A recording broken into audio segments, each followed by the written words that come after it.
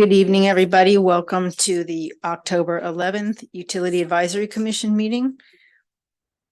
We'll just go down the row and you can state your name and present. Commissioner Forcell, present. Commissioner Croft, present. Commissioner Metz, present. Commissioner Phillips, present.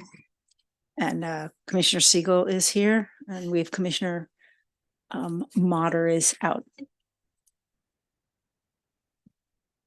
I don't believe we have any agenda changes or additions or deletions. Do we have any public comment about any items not on the agenda? This is Janelle Camion, Program Assistant. If anyone from the public would like to make a public comment, please raise your hand or dial *9 on your phone.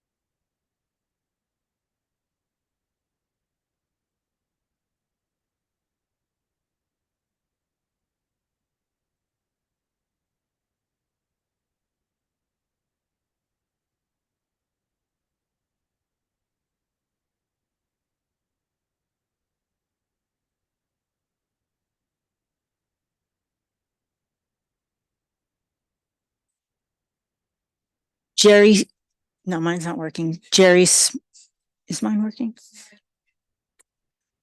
Mm-mm.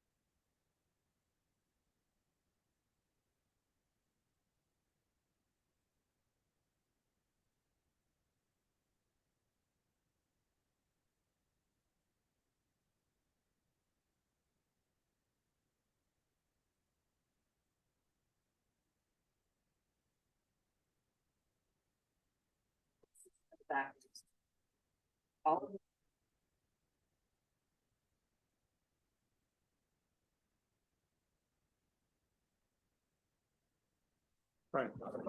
Can you hear me? No.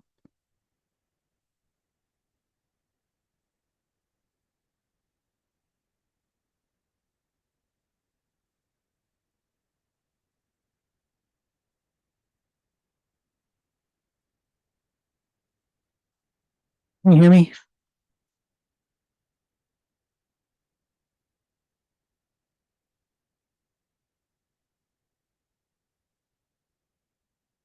Fine. Yeah, that was the one that didn't work. Test. Oh. Okay. Oh, okay, here we go. Yes.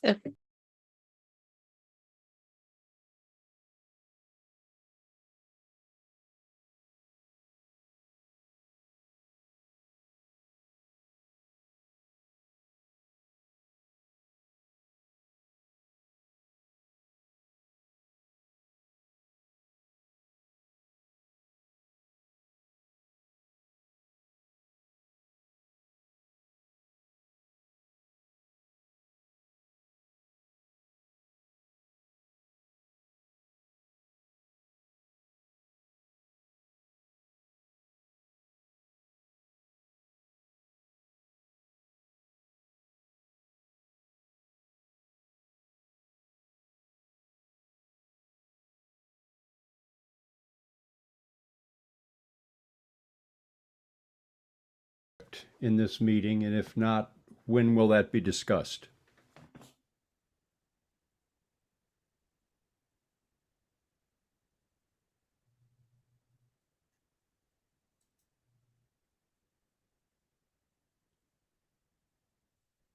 So we are going to go to the Finance Committee on November the 7th to discuss a fiber and the grid mod projects together.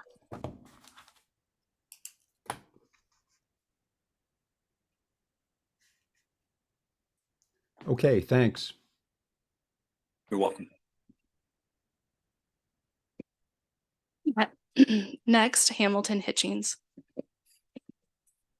I wanted to thank staff for confirming they will take the proper precautions with the Colorado substation fiber hut to raise it out of the 100-year flood zone and make it seismically resilient.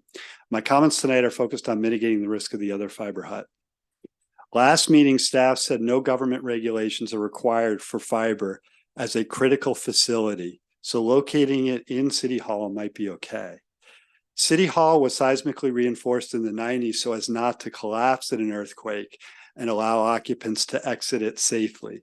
However, it would likely be unsafe to re-enter and reg tagged in the case of a large earthquake. Whereas critical facility buildings such as our new public safety building are designed to not suffer significant damage during a major earthquake and remain usable thereafter. The USGS estimates a 20% chance of a 7.5 earthquake in the Bay Area in the next 30 years, which would be 4 times the size of the Loma Prieta earthquake and also likely closer in distance to Palo Alto. In that scenario, it is likely our City Hall would be red tagged or condemned, meaning the fiber hut inside would be inaccessible for months or years, taking out half of the city's residential fiber network. Thus, by placing the fiber hut inside City Hall, you are taking on a 20% chance, or even conservatively a 10% chance, risk of losing half your fiber network indefinitely. This means losing half your paying customers and encouraging large financial losses. More importantly, your customers would not have internet access when they need it most and when they were forced to work from home for an extended period of time. You would be required to disclose this risk if you ever wanted to do bond financing. The consequences would be very significant, both in terms of feasibility and cost. For the last 4 years, AT&T Fiber has been offering the same speed and cost that the City of Palo Alto plans to offer for fiber when they launch early next summer. The only major differentiator is the reliability and resilience, which AT&T will be vastly superior to the city municipal fiber if you place the city fiber hut in City Hall. Fortunately, you have not finalized that decision. The fiber hut is not very big. You could locate it in a city parking lot. More creative spots include the roof of the main library or in the underground parking garage of the new public safety building, but not on the bottom floor where it might be susceptible to flooding. Anywhere that will be accessible after a major earthquake. Please help make the city's fiber offering successful by properly locating the second fiber hut so it is resilient. Thank you. Thank you. Any other comments? We will move on to approval of the minutes. Are there any comments or changes to the minutes? No. Great. Do I have a motion to accept the minutes as submitted? Motion to accept the minutes as submitted.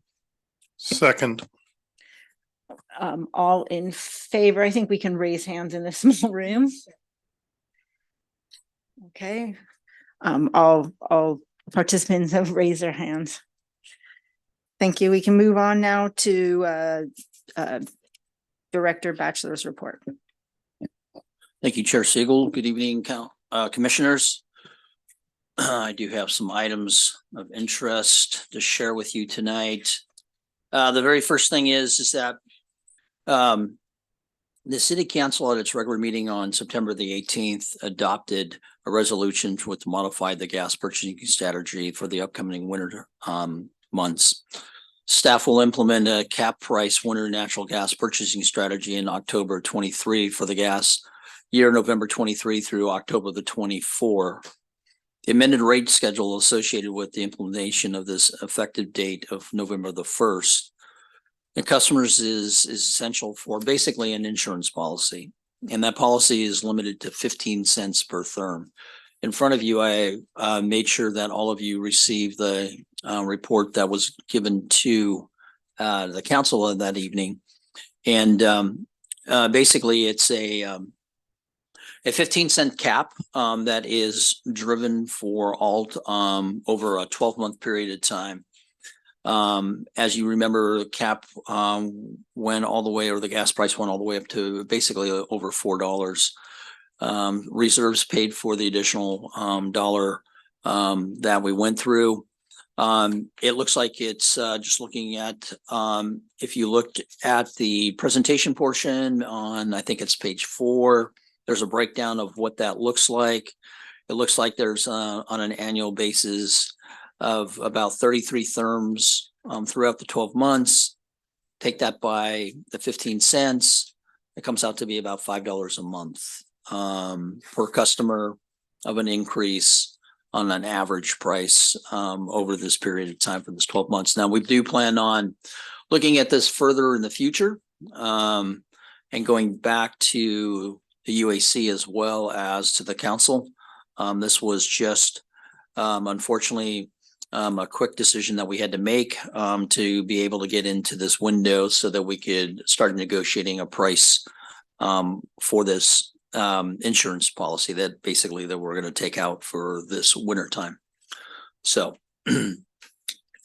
also good news is that our new outage management system is up and running 100%. We were able to get the texting capabilities up and running.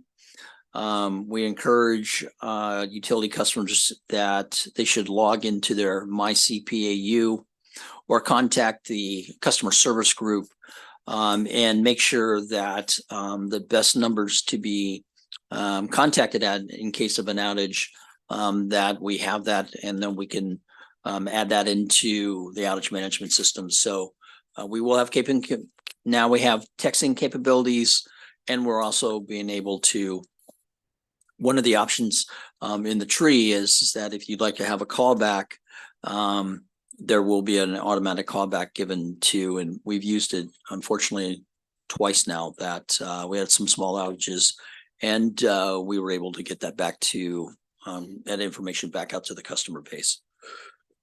Director Batchelor, one question, if a customer finds their phone numbers are acceptable, there's nothing for them to do to be in it, right? That's correct. Thank you.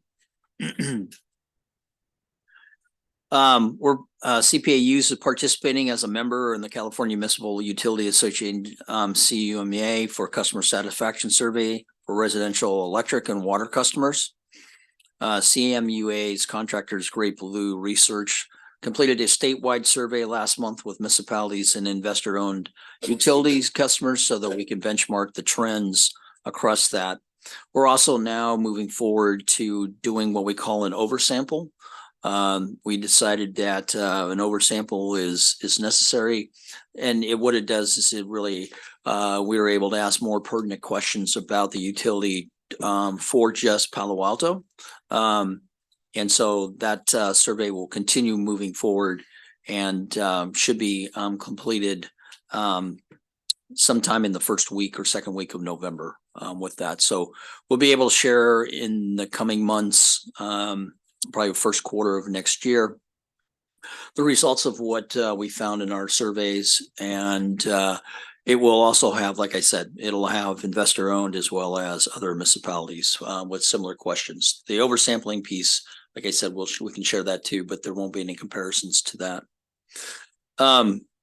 Work is still continuing out on sewer sanitary project 31, which is out on the El Camino.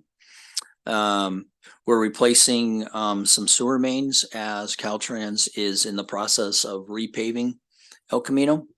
It is their project. We are working through their requirements. There's going to be some daytime shutdowns of single and double lanes on El Camino, as well as there's going to be nighttime work. And then starting this month through December, there will be work being done on between 8:30 p.m. and 5 a.m. on Page Mill Road. So the thought process was the rule is that if you block more than one lane, then you have to do it during a nighttime period of time. So we do have inspectors out there looking at the work that's being done by the contractor. And that will continue on and through December of the night work on Page Mill. And then the intent of this is about a 2-year project overall, where Caltrans will, like I say, repave completely El Camino.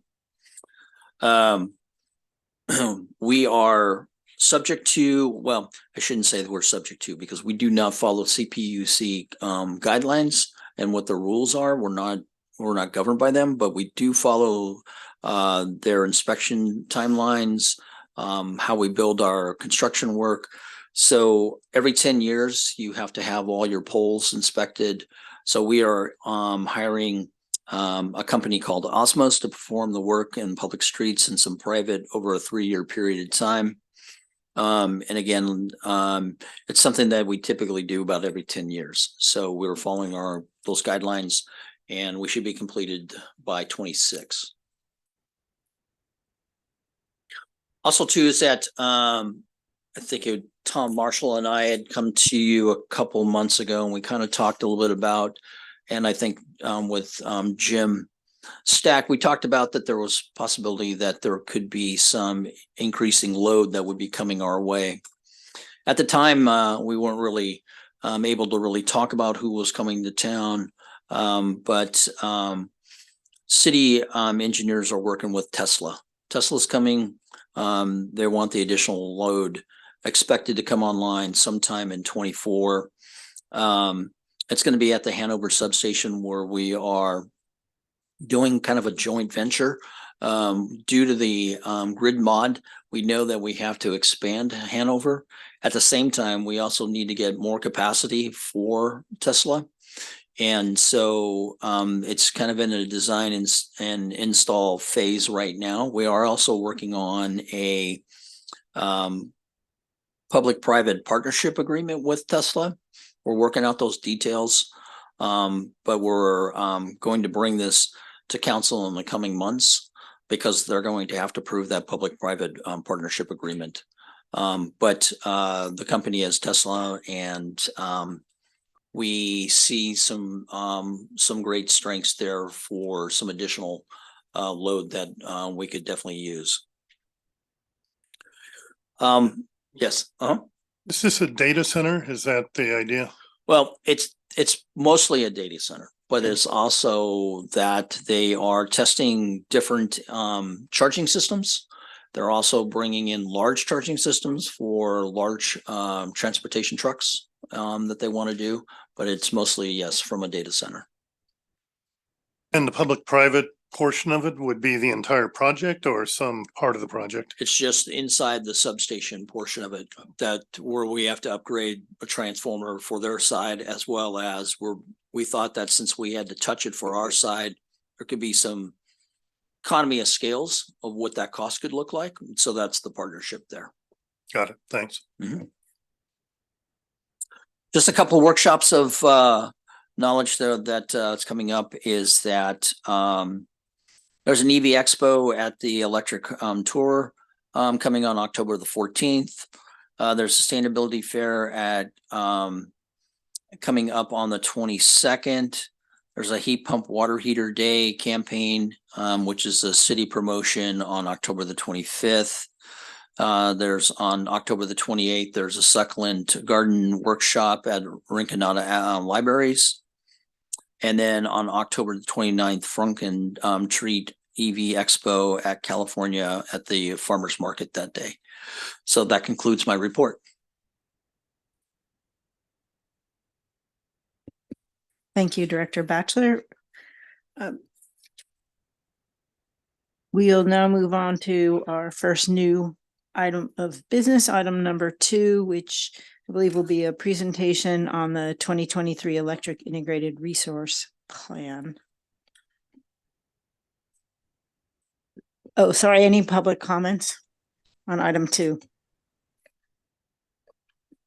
This is Janelle Camion, Program Assistant. If anyone from the public would like to speak on item number 2, please raise your hand or dial *9 on your phone. No one via Zoom, but we have Hamilton Hitchings to make a public comment on this. I came here for the fiber hut thing, but I read the other things and I thought I had a couple of comments. So I'm in the process of electrifying my house, in line with the city's initiative. And I got my, utility bill and it said 50% of total of the power is retired unbundled RECs. And so I thought I'd read about what a REC is. And I'm sure everyone in this room is more knowledgeable than I am about this, but here's my understanding. If somebody else generates green power, so let's say, for example, in Nevada, they have some hydro, and they don't want to be able to, they're willing to sell the right to claim it was green, then Palo Alto can buy that and then claim our electricity is green. The problem with RECs fundamentally is you're not burning less fossil fuels or generating more renewable. You're just buying the bragging rights, which is why unbundled RECs are so cheap. And when you go to a regional, at least if you bought them in California, there's more competition. I think as you go regional, you can basically buy them from red states who don't really care. And so it's unlikely that they're going to be pushing this. A lot of people believe that power purchase agreements, where you're actually, let's say, contracting with a solar farm to build the capacity and generate it, is much greener. So a lot of people consider unbundled RECs greenwashing, and 50% of our power is unbundled RECs, which means essentially it's not really green. It's like green light.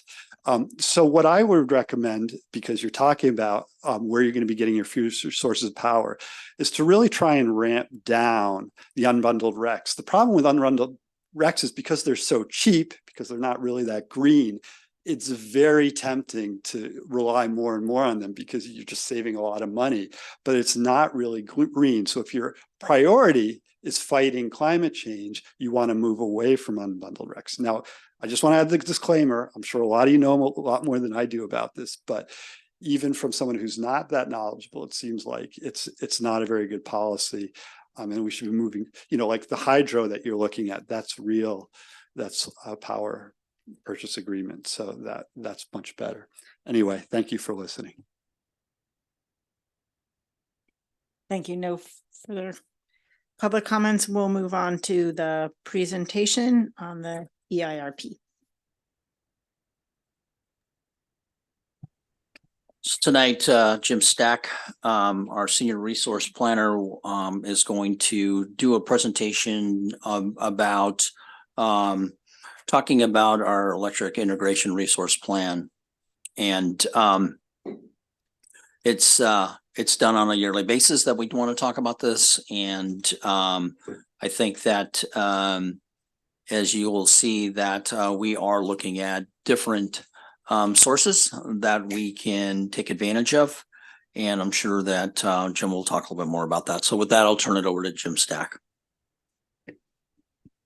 Thanks, Dean. Good evening, Chair Siegel and commissioners. Can you all see the presentation on the screen? Yes. Okay, great. Happy to be here with you tonight. You might recall Can you turn your volume up a little bit? Sorry to interrupt.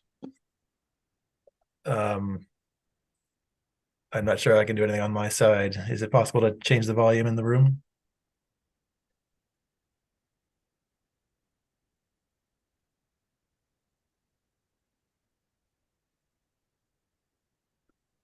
Jim, I don't think we can do it from the room side. So why don't you go ahead and move forward.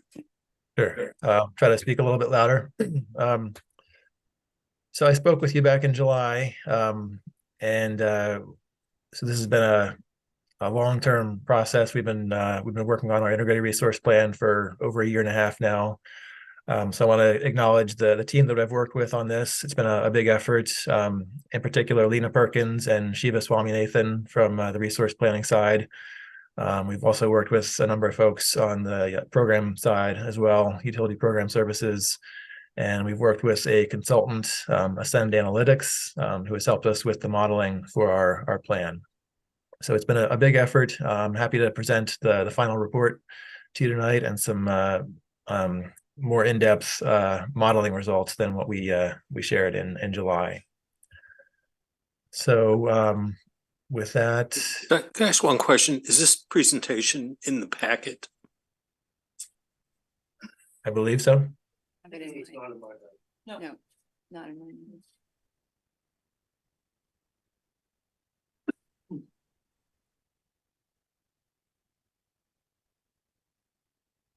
So because this is the final presentation, I'll start with a little bit of quick background on what an IRP is and our requirements, even though we touched on this back in July. Then I'll share with you the our full portfolio modeling results that we worked with our consultant on, including our recommended portfolio and some various scenarios we looked at and the financial numbers associated with them. And then I'll walk you through the kind of the overall findings and next steps in the process.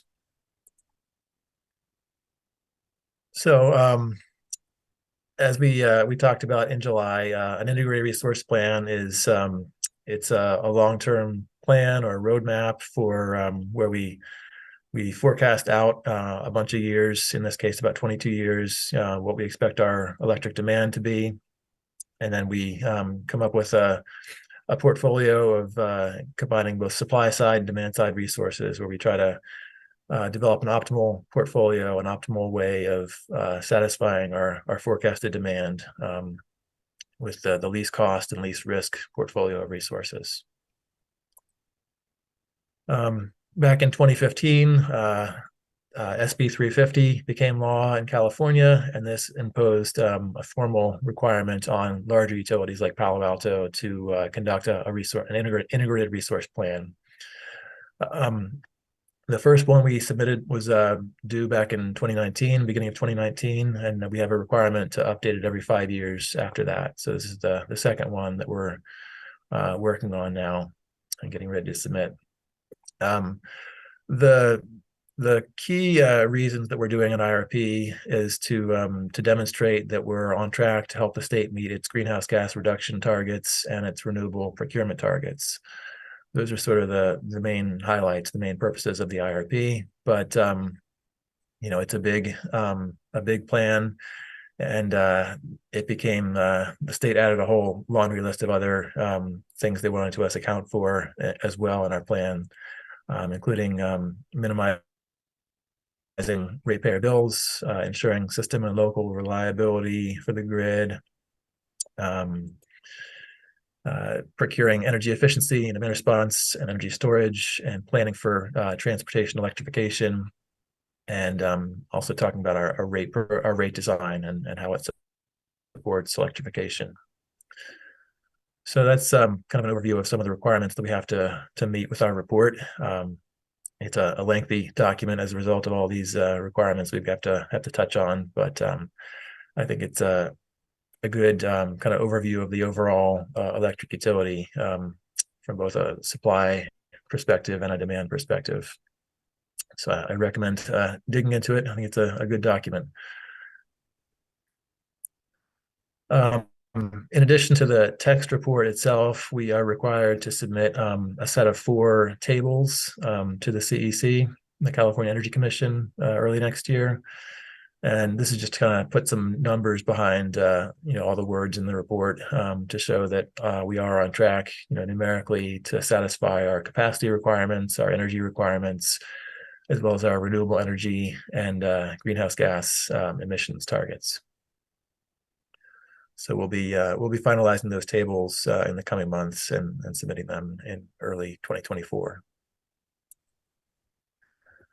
And as I mentioned, this has been a roughly 1.5 year long process that we're winding up now. We've been here several times before to talk about various aspects of this. here's a list of the 5 meetings and reports that we've done. And, as we move forward with the implementation phase, we'll of course be, coming back to you to talk about, other, some of the decision points that are discussed in the report, as well as, some of the procurement needs as we start to embark on those. So I'll jump into part 2 now, unless there are any questions on. So as I mentioned, we worked with Ascend Analytics. They're a well-known modeling, electric utility modeling group based in Colorado, and they have a capacity expansion model that we used, and for the after iterating a number of times and putting in different kind of restraints on the model, ultimately it came up with a recommended portfolio for us. And what you're seeing on the screen here is a plot of the new resources that the recommended portfolio indicates that we should add to the portfolio in the coming years. So this is the nameplate capacity of new renewable energy and storage resources that we would be adding into the portfolio in the coming years under this plan.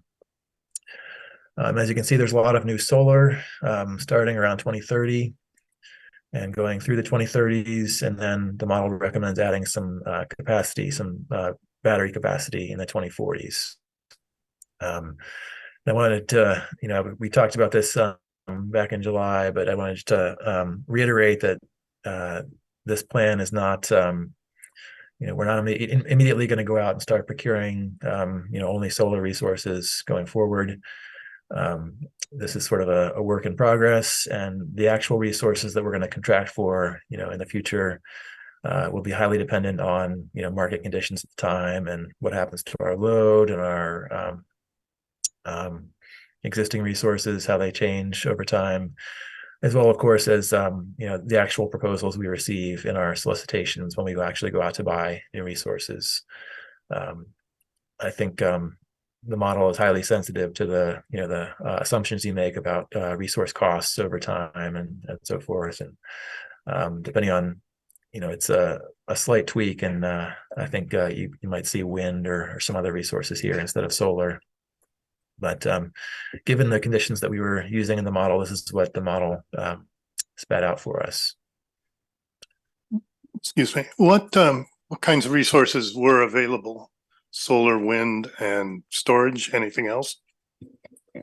Yeah, we considered a wide variety of resources, like geothermal and biomass, demand response. Further out, we even looked at some more, you might call them more speculative resources, like offshore wind, and even small modular nuclear reactors. Those latter two are not really commercial yet, but we made some assumptions about what they might cost in the future. So we looked at, in-state resources as well as out-of-state resources, basically anything that's kind of readily available now or is expected to be available during the plan period. We tried to include in the consideration. When we do we look at other public utilities plans? Do they all come up the same? I mean, like Alameda and, does everyone come up this way?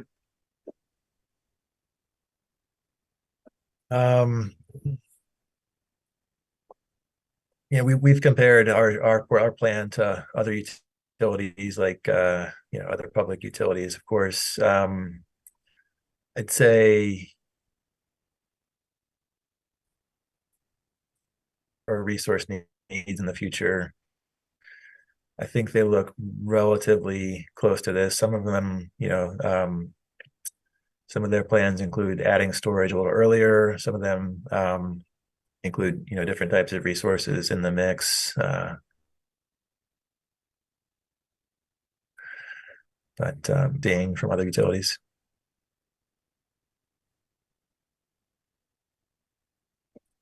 One question here is, so I'm a little surprised to see solar come up, given that there's seems to be too much solar on the system already, judging in certain times, judging from the California ISO price patterns that you see where I guess it curtails solar at certain times or wants to curtail solar. Are you making assumptions about storage being available on the basically that will be available to us that's not available now? No, the solar capacity you're seeing here is simply standalone solar. So I think what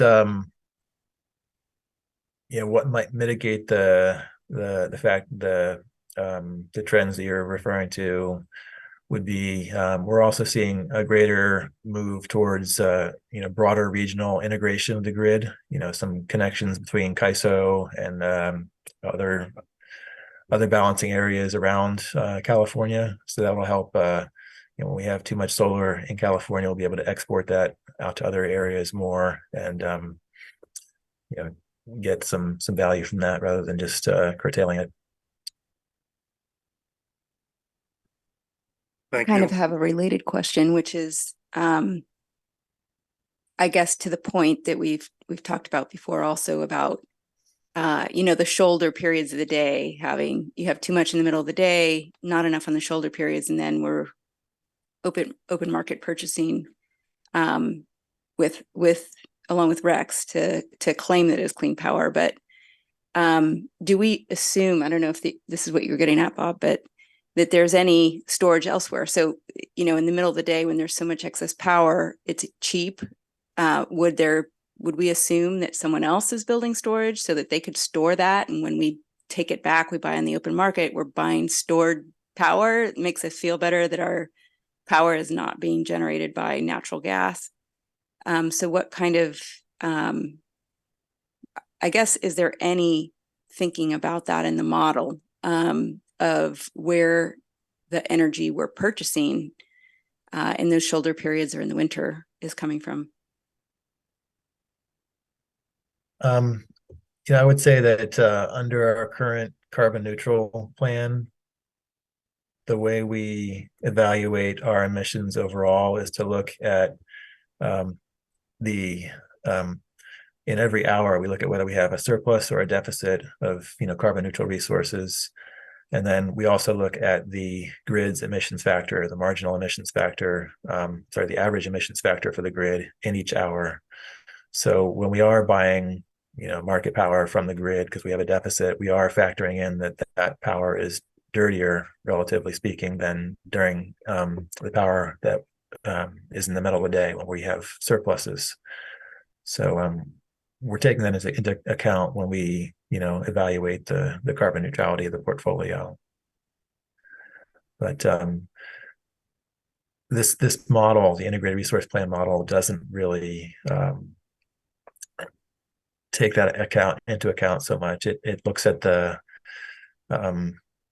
it does a projection of the cost or the value of the generation in each hour compared to its cost, and the value of the RECs, the value of the resource adequacy from it, and just kind of looks at those factors, cost benefit perspective. Okay, and I think the last time you came and presented to us, I had kind of asked, like, is there some scenario analysis? And one of the things I was hoping to see was, I know we're going to go through the scenarios for, weather, et cetera, for, precipitation, but is there the ability to kind of do analysis of what we're talking about, where what would happen if you were more trying to match, our energy supply with our load requirements in terms of price, like if you had some kind of a variable for matching? Does that make sense? I think I understand where you're going with that. I guess I would say that kind of separate from the IRP, after we finish this analysis, we've also been working with Ascend on some modeling that's, I think, what you're referring to, where we try to, see what it would take to come up with a better match between our load and our resources, because we have a lot of hydro in our portfolio that can be shifted around. We can also choose, instead of adding solar, we can add different mixes of resources that would get us to a better hourly match between our load and our supply. So I didn't want to, that's still a work in progress at this point. So I'm not going to be sharing any results from that work right now, but we are, actively working on that. We do expect to have something to share with you along those lines in the coming months. Thank you. That's great. Hey, while we're on your very first slide, I wanted to go back to you mentioned, that you're sensing a line of questioning from all the commissioners. I think that's like, wow, that's a lot of solar for a grid that we have this impression doesn't necessarily benefit from more solar. And you mentioned in passing that if the prices that had been used in the model had been a little bit different, that it might have the model might have recommended wind or something. Can you talk a little bit about what prices were used as input? What how was solar priced? How was wind priced in the model? As well as, I'm particularly interested in the availability of geothermal and landfill gas, especially those projects that our contracts are coming to an end. And I can't help but be curious if we could renew those contracts and keep having a little bit more diversity in the portfolio. Sure. Yeah. So in terms of the input cost that we assumed, I think I shared this slide with you back in July, but these are the prices that we used in the model for the various types of resources. This slide shows the energy generating resources, wind and solar and nuclear and geothermal, and energy efficiency. And then the next slide shows storage and demand response pricing. So solar is winning because it's the cheapest. And it's and yep. Somehow the sort of like needs of the grid are not priced in. It is how it ends up feeling. Yes. Hi, I'm Jim. I'm here in the Lena Perkins, Senior Resource Planner. Hi, Jim and Chair and Commission. So I did a lot of this work with Jim, and I think because we were on our first slide, he gave a little bit of a brief explanation of the model, but it does have a ton of market development in the model, in that projection that Ascend is used by many of the public utilities, and it has a lot of assumptions in terms of battery growth, in terms of volatility of prices within the day throughout the season. I just wanted to note kind of two things. One is that it's stunning to me, and I think, Jim, that there is 6 gigawatts of batteries in California now. 4 years ago, it was 200 megawatts, right? So it's just like, it's stunning. It's as big as large hydro yesterday, right, in the evening peak. So the projections from the state are actually to like 30 gigawatts, 40 gigawatts of batteries. So whether or not we are investing in batteries, there are embedded assumptions that batteries are coming online and helping in that.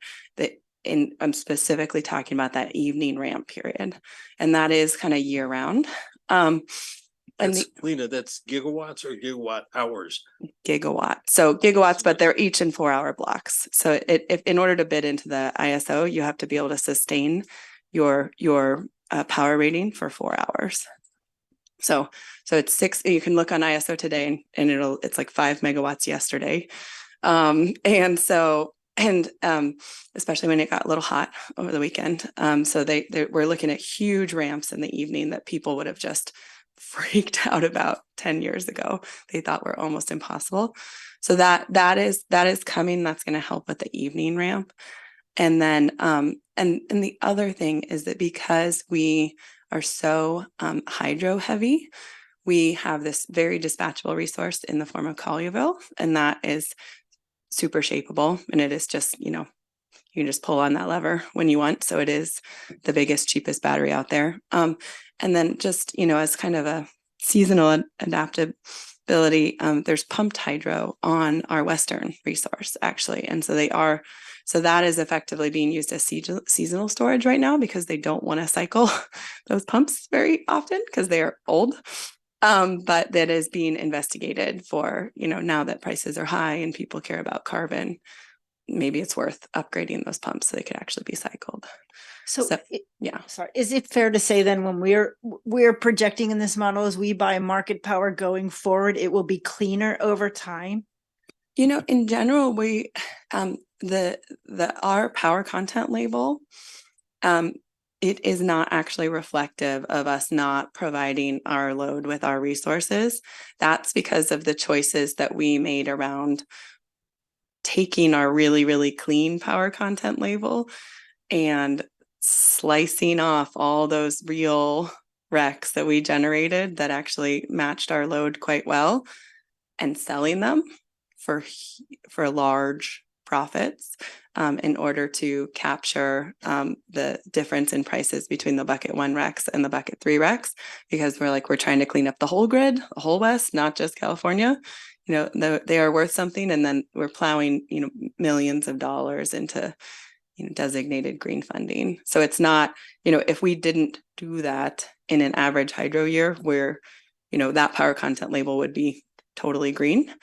And then even better than that, we shape our hydro to when the market needs it, which is the dirtiest part and the highest value part. So we're kind of helping other utilities in California clean up their emissions footprint in general. And again, there's big swings when really poor hydro years like last year. But I guess I was asking a slightly different question. I understand the power content label, but just in actuality, when we're buying power on the open market, we get what we get, right? And so are we projecting that to get cleaner over time? Because I look at this and I see we're complying with whatever California standards are. Palo Alto used to be way ahead of those. And we were a lot cleaner, and that was something we were proud of. And it seems like we're taking on less of that responsibility ourselves. And so I don't know if we're shifting because California is doing a better job, and so why should we enter into those contracts? That's what I'm trying to understand. Yeah, I mean, so nobody's allowed to follow their load anymore. So the load pays an aggregate price, and that is the aggregate.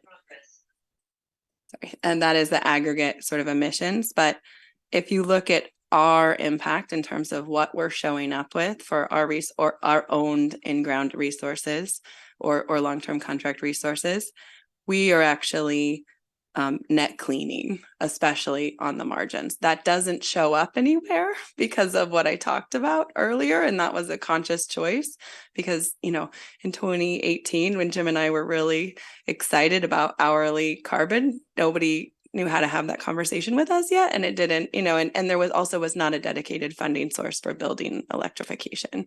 So, we sort of married those things and came up with the current bit. I will just say also that our hourly, we actually cover, Jim very carefully said we're not going to share hourly results here, but we've done deep dives, and in average hydro years, we're really close to 90% on an hourly basis. So we're not, that doesn't show up anywhere on your power content label. I know, again, because we're doing these arbitrage things, but I agree it's an important point, and pushing.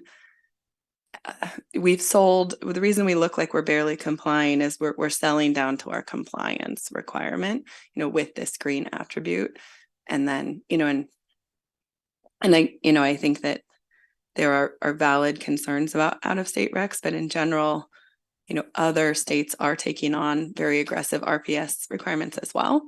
And so, ideally those would converge, because we need an integrated grid in the West, and the best wind resources aren't in California, so yeah. Okay, you can go to slide 2 now, Jim.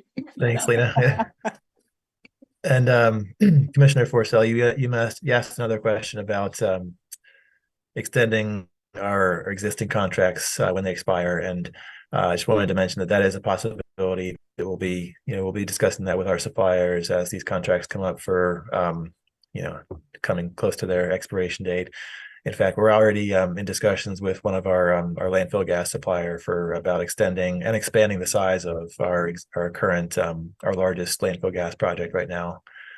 So we'll probably have an item on that for your consideration in the coming months. Awesome. And thanks for remembering the question. Thank you. So with that, we'll jump to the next slide, which shows our long-term energy balance for the recommended portfolio.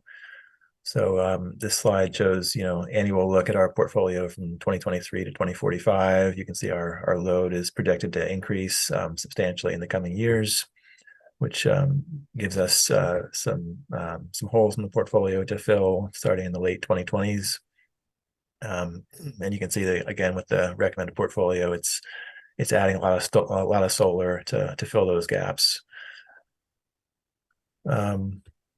On the capacity side, for our resource adequacy needs, the portfolio is in a little bit better position. We are kind of long on system capacity out into the 2040 timeframe. And so the recommended plan would add some battery capacity starting in around then in order to help us fill the gaps that eventually show up in the portfolio on the capacity side, so we can maintain our resource adequacy compliance. In terms of renewable portfolio standard compliance, the gray line here shows what our RPS target does during the planning period. You can see it's currently a little over 40% right now, but it marches up to 60% by 2030 and then stays level at that level going forward. Under the recommended plan, we would be exceeding our requirement on the RPS side of it quite a bit. There's only 1 year under this in this graph here, 2035, where we're slightly below the requirement level. But RPS compliance is actually evaluated on a 3 or 4 year compliance period cycle. So as long as you're over complying in 1 year, you can kind of miss your target in another year during that cycle. But we will still try to obviously hit the target or exceed it every year in the future. And this next slide shows a monthly look at the portfolio in both 2025 and 2045. So the 2025 look, it's basically the portfolio we have now with a mix of hydro and solar and some landfill gas and wind. You can also see the geothermal contract in there, which starts delivering to us in 2025. And of course, we have the surplus positions in the summer months when we have a lot of hydro and solar, and then deficits in the winter. Jumping forward to 2045, it's kind of the same basic pattern. You can see there's the load is increased by then by quite a bit, and the wind and the landfill gas contracts have all expired. In this model, we're assuming that once the contract reaches its expiration date, it just goes away, and then the model will consider adding something else to replace it. You can see we have some storage in the portfolio at that point, and the storage is actually showing up as a negative energy value there because the batteries actually do lose some energy when you cycle energy through them. But obviously this the recommended portfolio doesn't do a great job of meeting our matching our load on a monthly basis. It continues the pattern of having these surplus and deficit positions. So that's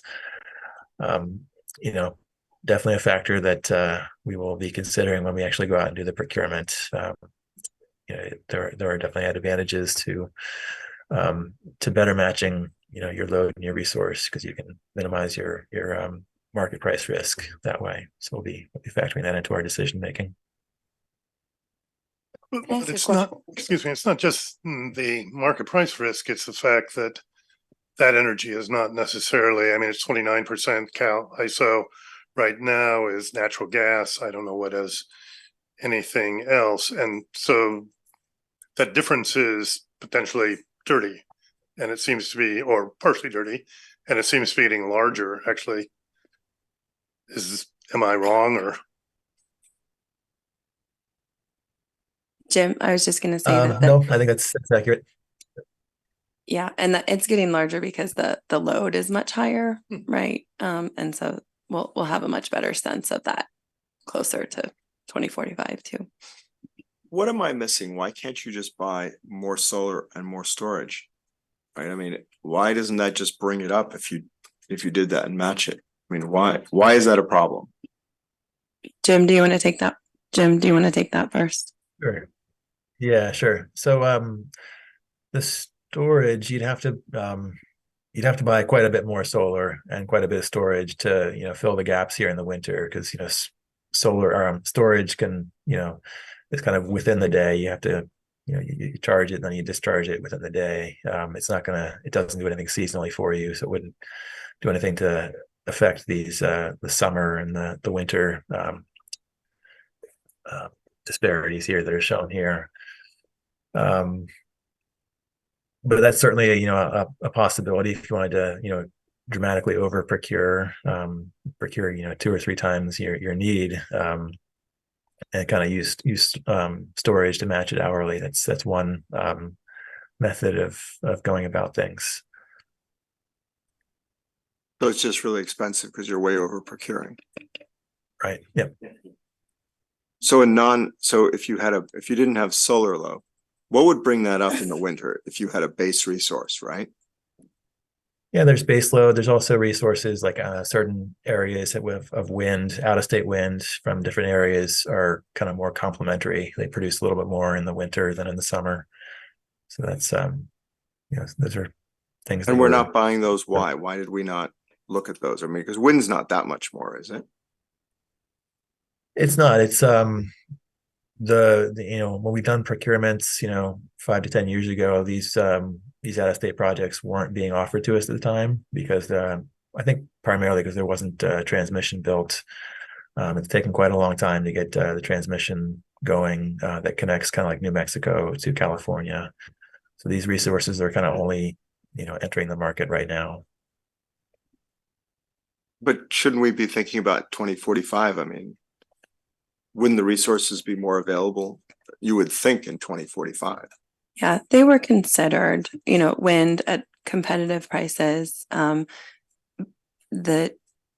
unpredictability of wind ends up really hurting its value. That's just there. You want it on the system. You don't necessarily want to own it.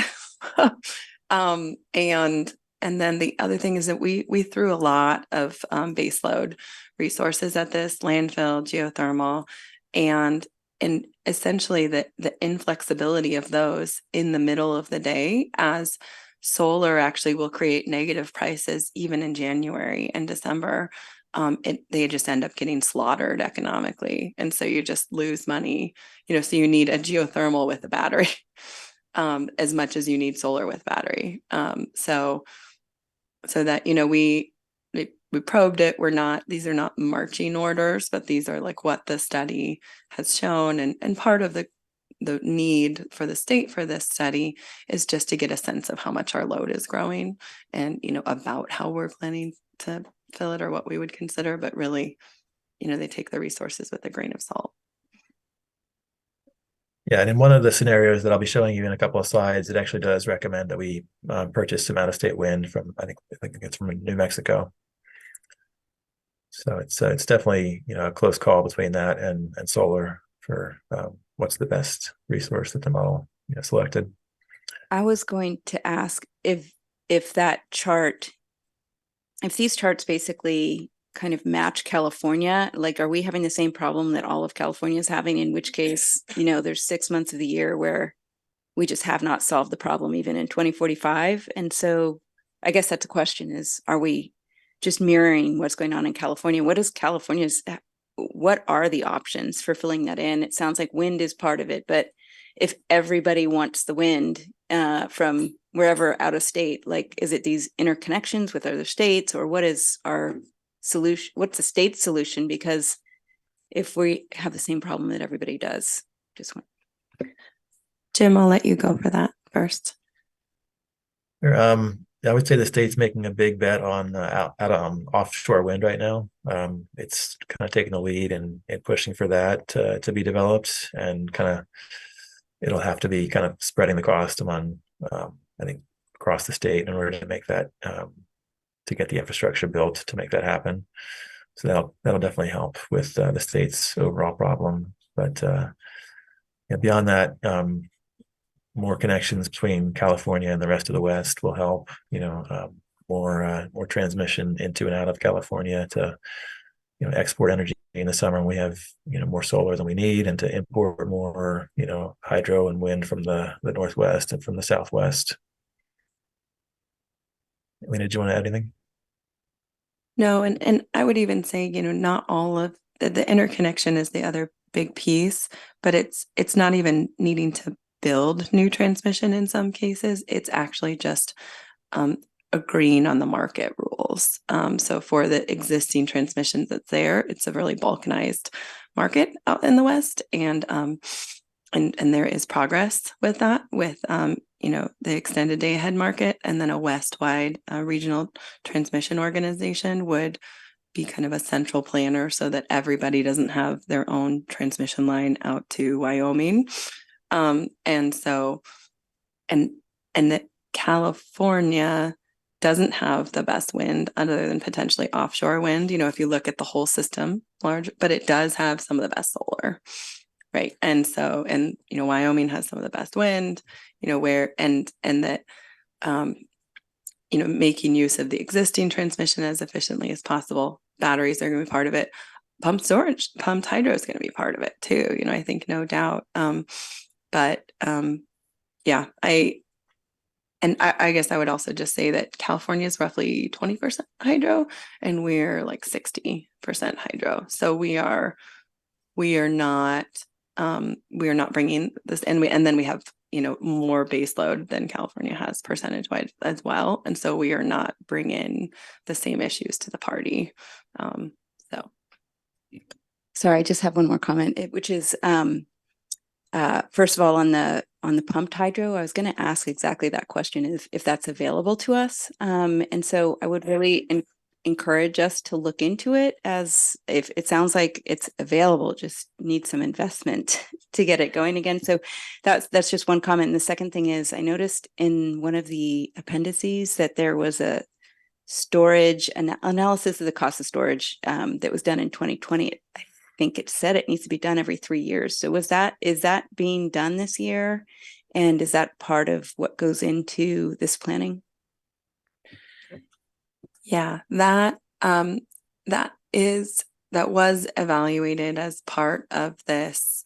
It was basically that requirement was rolled into the IRP for the doing every 3 years. That was the last standalone study that was required. I did that study, and the fundamentals of the cost effectiveness, they've improved, but they haven't improved enough for within the city. We're definitely looking at it, looking at specifically battery storage, out in beyond the walls of the city. And then just to clarify with pumped hydro, it's extremely rare and extremely expensive, except I feel like you already own the perfect land and and everything there. But what the San Luis Reservoir is an off-stream reservoir storage, and so we have a long-term contract with the Western Federal Power Agency for 12% of the Central Valley project, and so that currently uses the San Luis Reservoir as effectively seasonal storage, and they are looking at an analysis to use that actually tandemed with batteries, because batteries have such nice properties for loading instantly, essentially, where you wouldn't want to do that to your giant pumps, but taking a little bit of that load initially and then bringing it back. And so, that's something that we are collaborating with our federal partners to look closely at, and if it makes sense, and it's a all the customers agree, you know, that would be spread among the customers and just, you know, they generate surplus power, they also use power. And so they're looking at how to lower their exposure to market volatility within the day as well. I have just one question about the non-battery storage. I know that pumped hydro is wonderful, but I doubt that anybody's going to build any substantial amount of pumped hydro, certainly in the California ISO reach anytime soon, unless you know something I don't. And have you considered in the non-battery storage like hydrogen? You know, a lot of people are very enthusiastic about hydrogen as a storage. So if you electrolyze water and that produces hydrogen, and you can convert that to ammonia, which can later be burnt. So you take the solar, put a plant right next to. Is that considered here, or and do we or you have an opinion about this? That was You know, go ahead, Jim.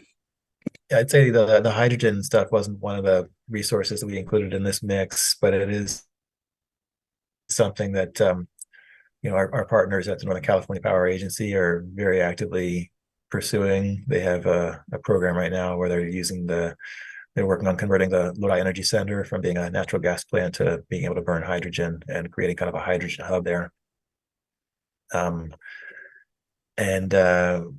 We're actually meeting with them next week to talk about another project separate from the Lodi Energy Center, where they're looking at retrofitting another gas turbine to be a hydrogen, you know, plant. So we're going to be looking into that as well. Thank you. Sorry. Oh, I had one other question. So we're talking about 2045, but the first slide is 2025, and we already have this, you know, gap. And I'm curious, when you run these models, how much you weight cost, which, you know, I appreciate. And if you maybe not for the IRP, but really just for our own understanding, if you weight that a little less based on what's available today, what would show up? Would we be buying storage sooner, or some of these other projects? Jim, go ahead.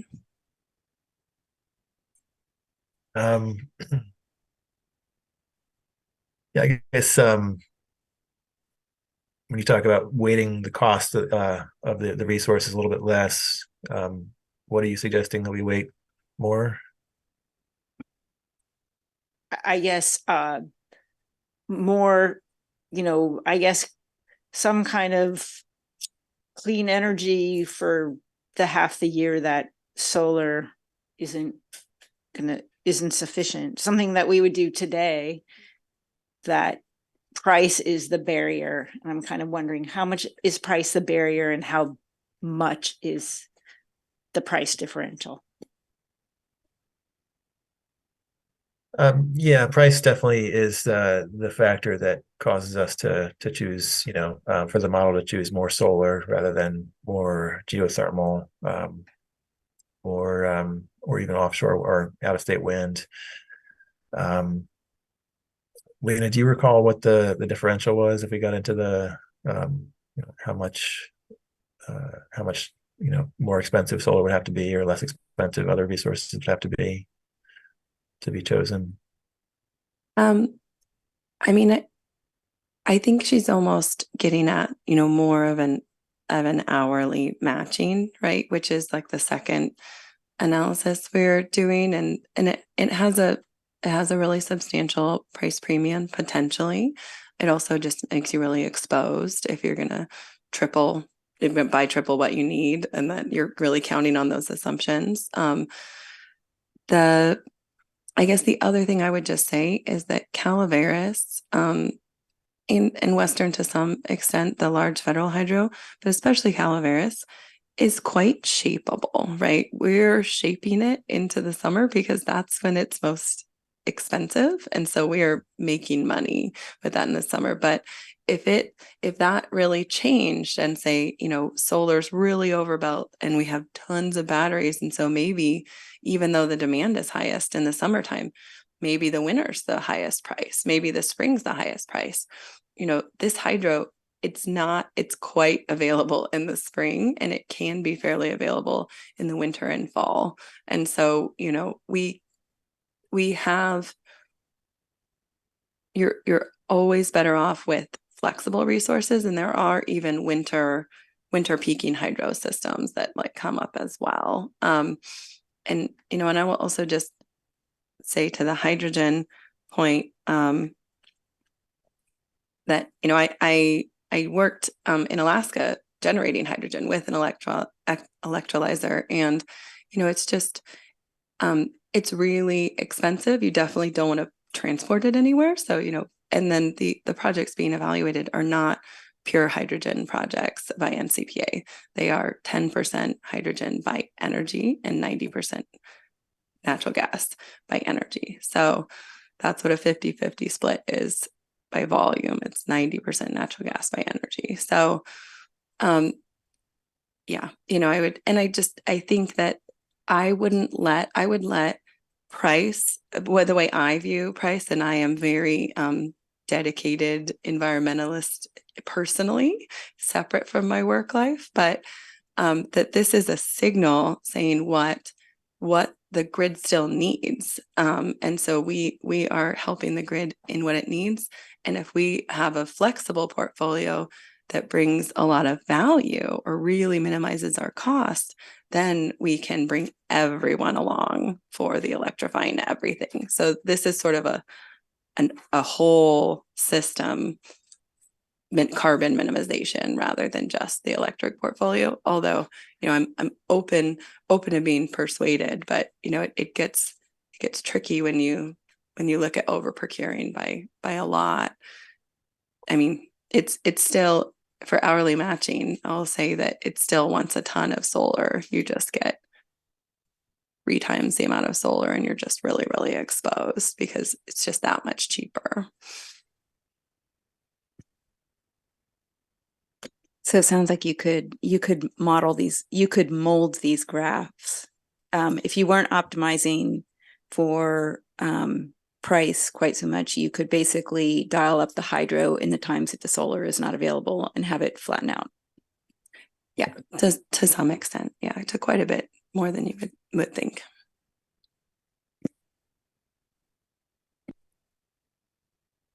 Speaking of hydro, there's a lot of mention of the average hydro year. And I was wondering, because I feel like we've talked about this before, and at some point I made a mental note that CPAU staff had redefined the average hydro year to be, I want to say 20 or 30% below what it used to be. Is that the true, is that the case for this analysis? Yes. Okay. So this is a new average. This is the new average, the new reality. Okay. And then eventually we'll get to the scenarios, and the reduced hydro will be further reduced. Okay, great. I'll sit tight for that then.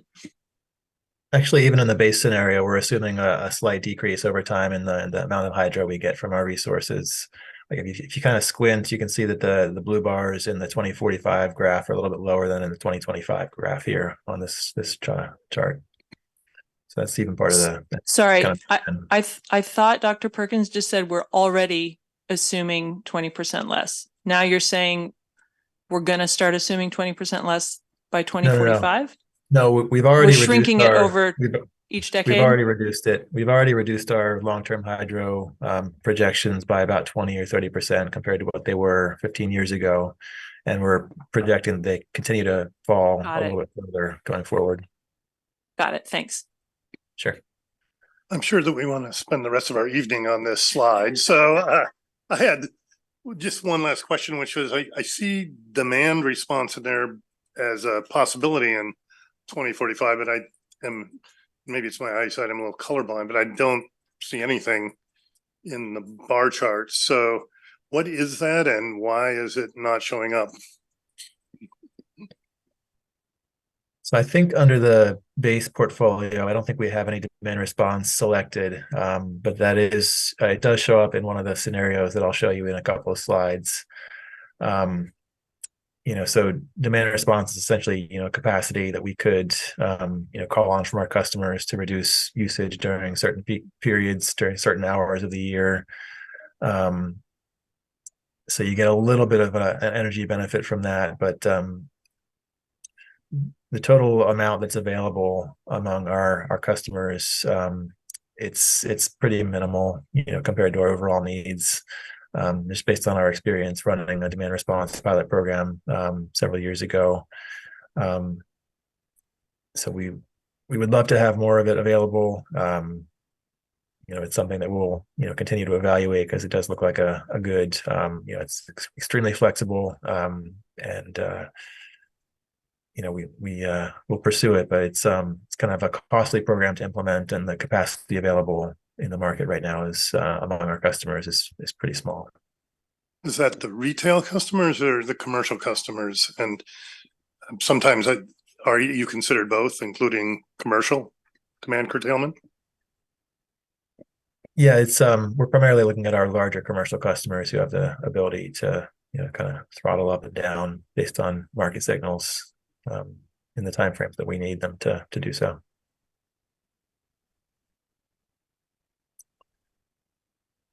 So with that, I think unless there are any other questions on this slide, we can get into some of the scenarios that we evaluated with the modeling.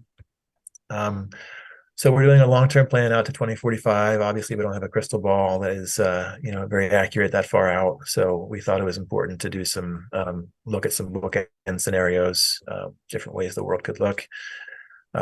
There are a huge number of factors that we could have varied, market prices, renewable energy prices, load.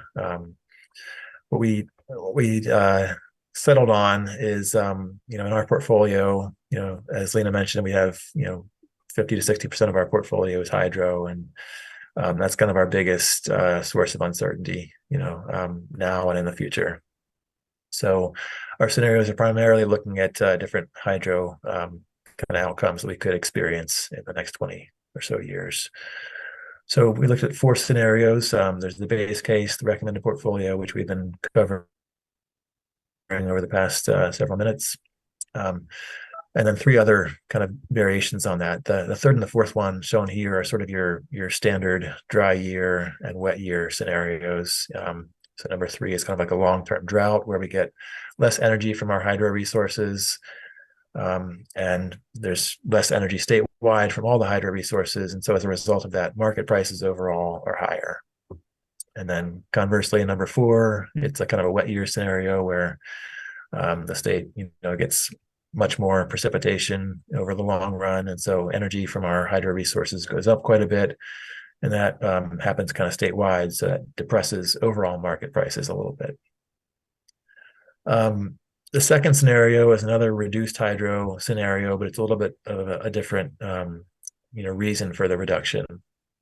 What this scenario essentially represents is if some regulatory decisions kind of go against us, which affect the way that we're allowed to operate our resources, our hydro resources. So it might affect, the amount of water we're able to use, or the timing in which we're able to use it. This also represents a sharp reduction in the amount of capacity we can count from our resources. So that gets at some regulatory decisions around the resource adequacy program that might impact our amount of hydro we can count in our RA filings. And this scenario also shows what happens, a scenario where the cost of our hydro actually increases. Ordinarily in a drought or a wet year, we pay essentially the same price for the hydro, regardless of how much volume we get from it. But in this scenario, we actually see cost of hydro going up by 25%. And what's interesting about the Ascend model is when we looked at these 4 cases, in the dry year and the wet year cases, the model actually came up with the same resource selections. It didn't tell us to procure any more or less new solar or new renewable resources. as a result of these long-term dry year, wet year conditions. Obviously, the portfolio would be a little bit less fully hedged or more fully hedged in these scenarios, but the model essentially said to stick with the same resource selections and, utilize short-term markets, sell into the markets when you have more hydro or buy from them when you have less hydro. So I thought that was interesting. The one scenario where the model actually did come up with some different selections was in the reduced hydro output scenario. So I'll show you the selections for that scenario here. This is what that looks like. You can see compared to the base case, the model is telling us that we need to buy some more renewables a lot sooner, starting in 2025 with 50 megawatts of solar. And you can see a little bit of demand response here in 2025 and then a little more in 2030. The model also says we should procure some new storage capacity a little earlier. I think that's because of the assumption that we get less capacity from our hydro resources makes us short a lot sooner than in the base case. And then you can see the large green bar in 2037. So the model is telling us that we should procure some wind from New Mexico in that year to meet our energy demands at that point in time.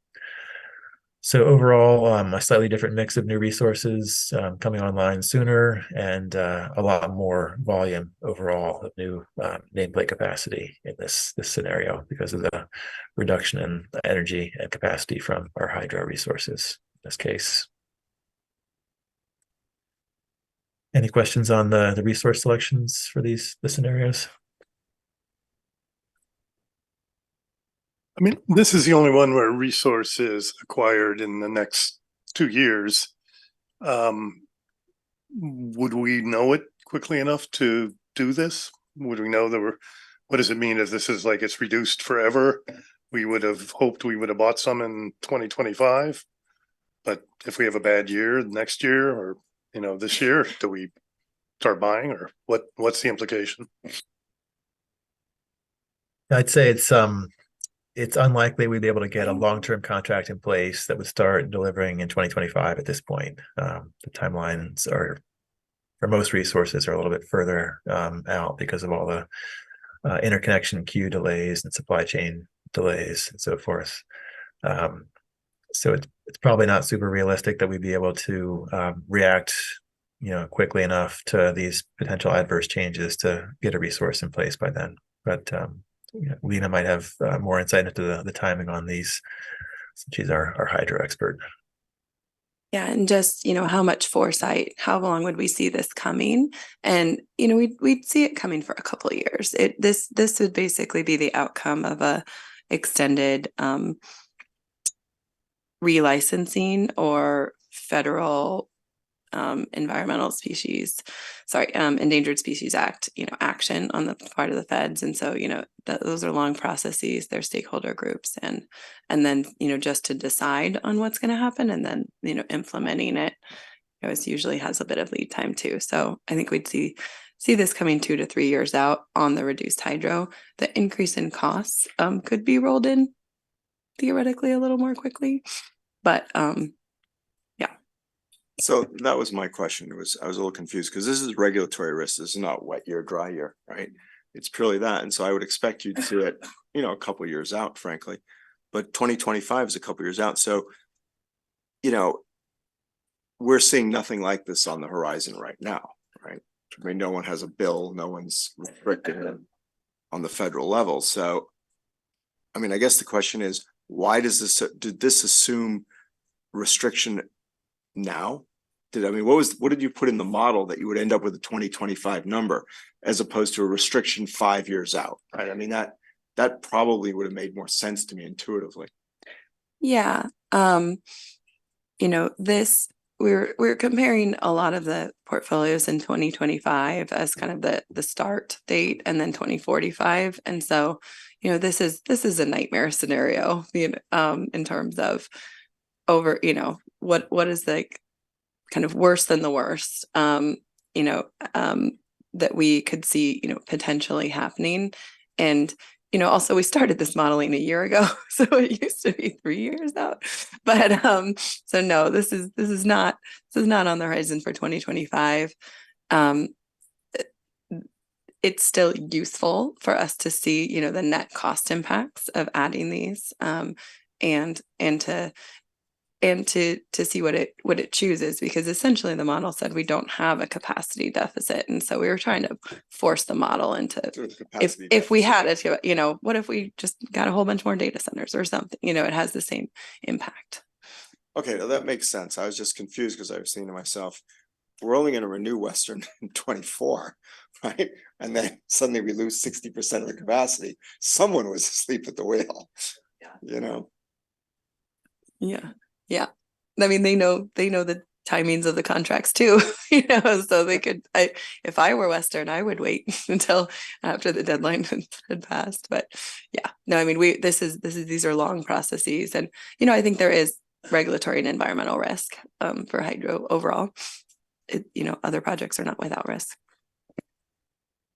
Can I just ask a question on I'm new to the commission, but the regulatory risk, you kind of alluded to it, but is it like the need to keep rivers running versus just turning it off to serve as a battery? What are the regulatory risks? So when we see it in the news, we know that that's relevant to us. Yeah.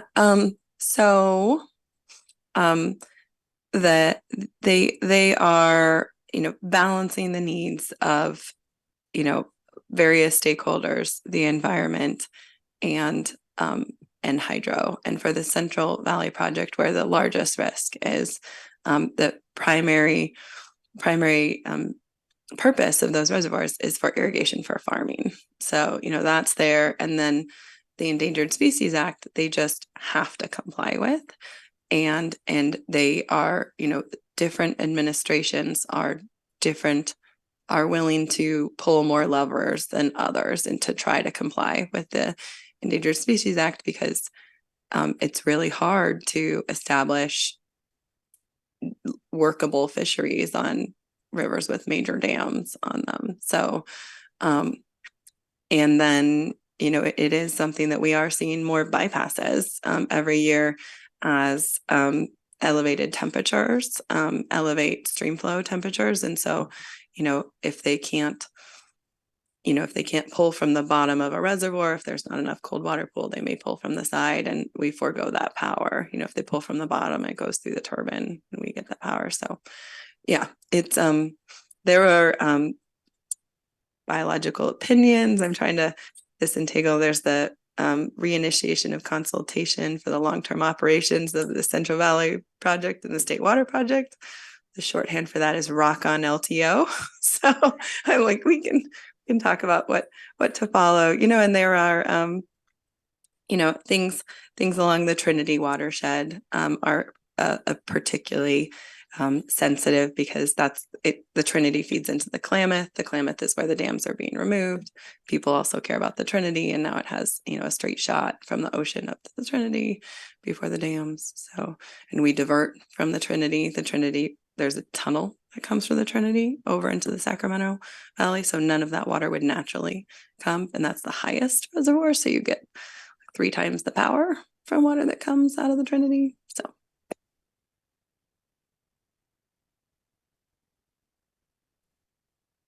Thanks, Lena. To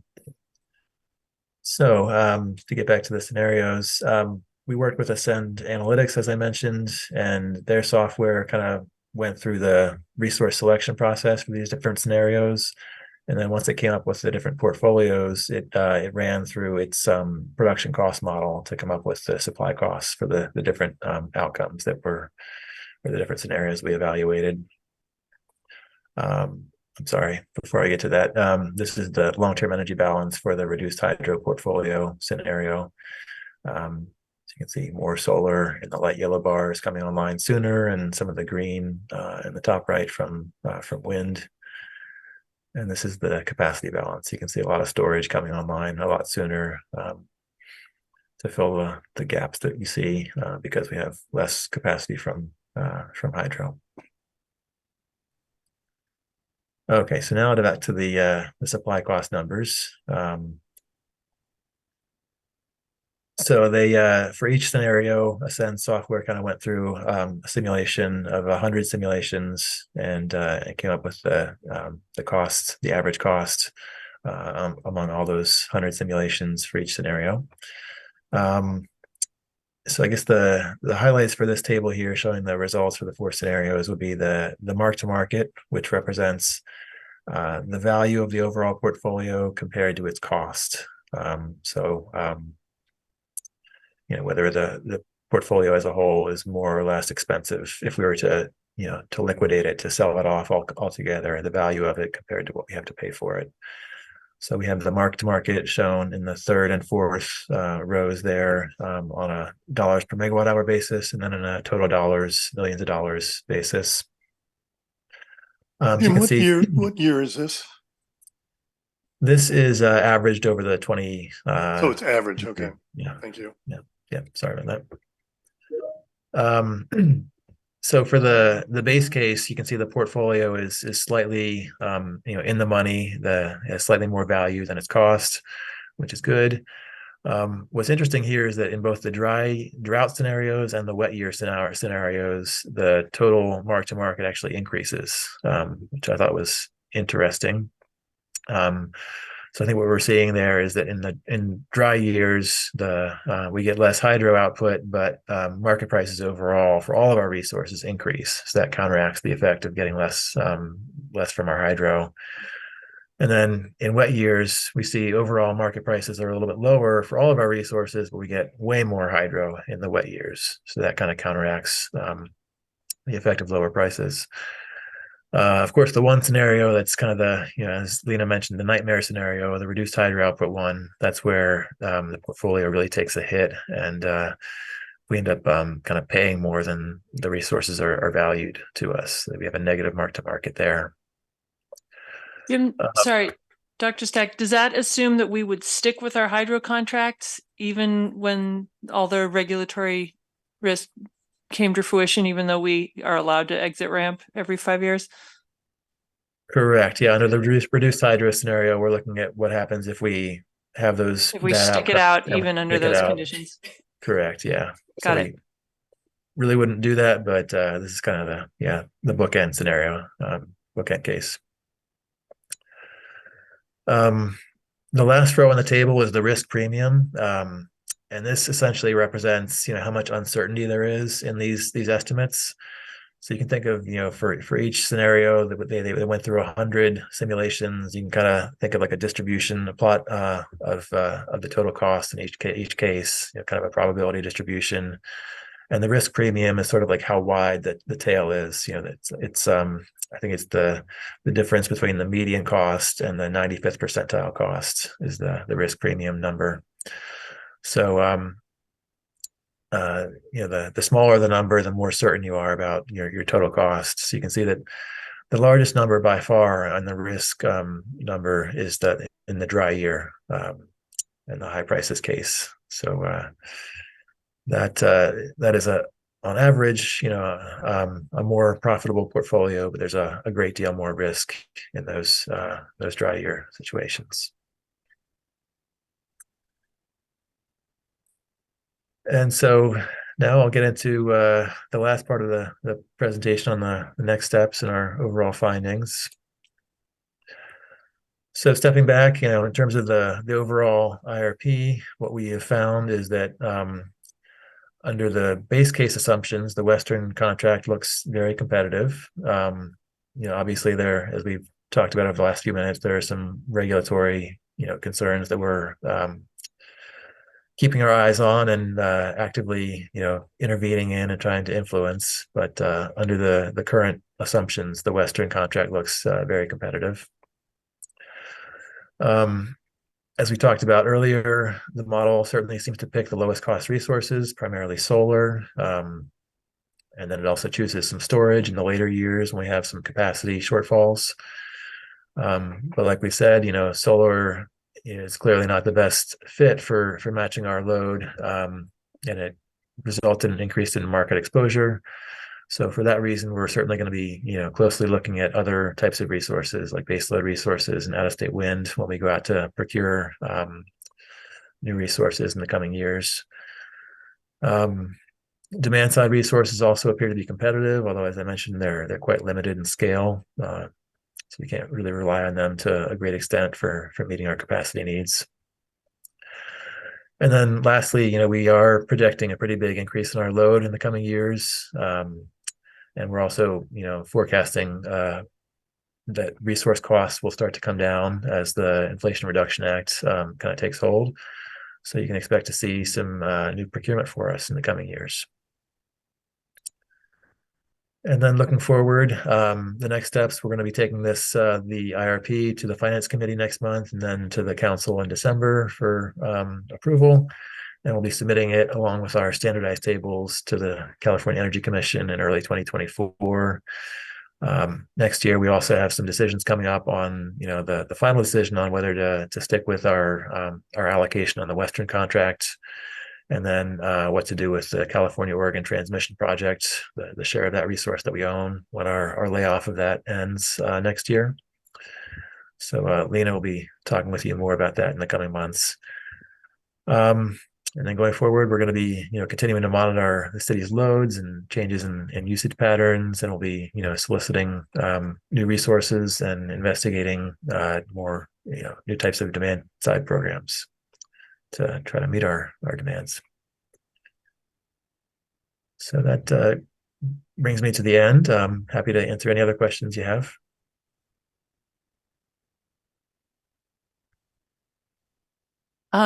Thank you very much, Dr. Stack. This has been a great discussion. I have a few actually really basic questions. Can you go back to the timeline? Just the last slide you're on. So the City of Palo Alto utility is required to submit this IRP to the CEC, and then what happens? Like, who reads it? Does somebody at the CEC need to approve it? Are we beholden to do what we said in the IRP that we, to follow the recommendations of the model? Like, what happens after it leaves the city? Yeah, good question. The CEC staff does review each IRP when they receive it, and they can request, adjustments or additional analysis or information if they find any shortfalls in our report. 5 years ago, they reviewed it, and I believe they just okayed it. They sent us a letter. Yeah, and as far as whether we're required to stick with this, no. The answer is no. We're not. There's nobody going to be looking over our shoulder to make sure that we're, procuring 25 megawatts of solar in 2030 or anything like that. Yeah, we'll continue to update this every 5 years and come up with a new plan. But yeah, from Is it safe to say that at any point that a new resource needs to be procured, a fresh round of analysis of what is the best addition to the portfolio will be done? Yes, absolutely. Definitely. Cool. And then I just had one other thing to mention that you're probably already aware of, but on the demand response / storage side, I read about a really interesting program they have at Green Mountain Power. Dr. Perkins is nodding, in which utility customers can pay a monthly fee to host a Powerwall or similar storage device on their property, and they get the resilience around power outages, and the utility gets the ability to call on that stored power as needed as a resource. I thought it was super interesting. I'm glad to see you're already nodding, because I would love to explore if something like that would make sense in Palo Alto. Yeah, Lena, do you want to take that one or anything about that? Yeah, I mean, yeah, I read about that, kind of as soon as it came out too. I will just note that they have very expensive power already. And then they have just very different weather systems that come through. But and it's also, those Powerwalls are owned and controlled by the utility. So that becomes an engineering and ops choice. And it's a major one. So and then, you know, I will also say that SVP has done a number of behind the meter battery installations, and each one of those has just been a little bit of a, you know, a contractual and project, you know, issue. So, you know, it's not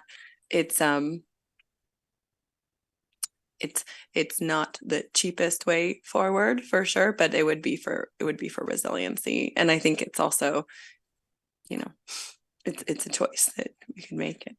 But it is, if I were in Vermont, I would want that.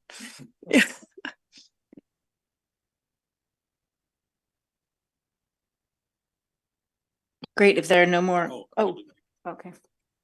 Yeah, I'd like to make some specific comments, recommendations. I thought we had a nuanced, insightful discussion here, but I sort of feel like that's not reflected in the plan.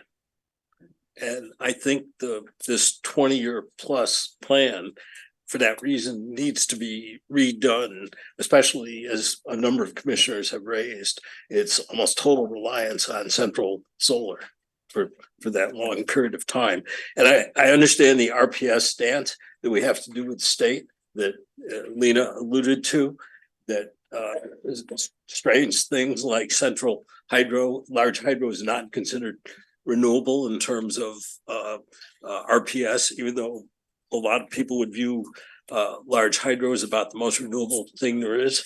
So, you know, I understand that problem, and we can say that we're doing this just to check a regulatory box, but I sort of feel if we publish a plan, it should really be our plan. And so therefore it should be a real plan. So I'd like to recommend that we redo this with the fundamental premise that to the greatest extent possible, and other people have hinted at this as well, that CPAU matches its supply to demand, right? And some of the, Lena, you talked about some analyses, you know, and Jim talked about showing that this requires, you know, vast overcapacity. I've seen analyses saying the opposite of that. Some NREL, and I won't go into details, but Lawrence Berkeley and NREL and Peninsula Clean Energy analyses have said that's not true. So I think that bears some investigation. And I think, you know, from the discussion here, it's clear that you folks have thought about many other resources and kind of recognize that this is probably not what we're going to end up procuring. So, you know, I'm saying don't go forward with it for that reason.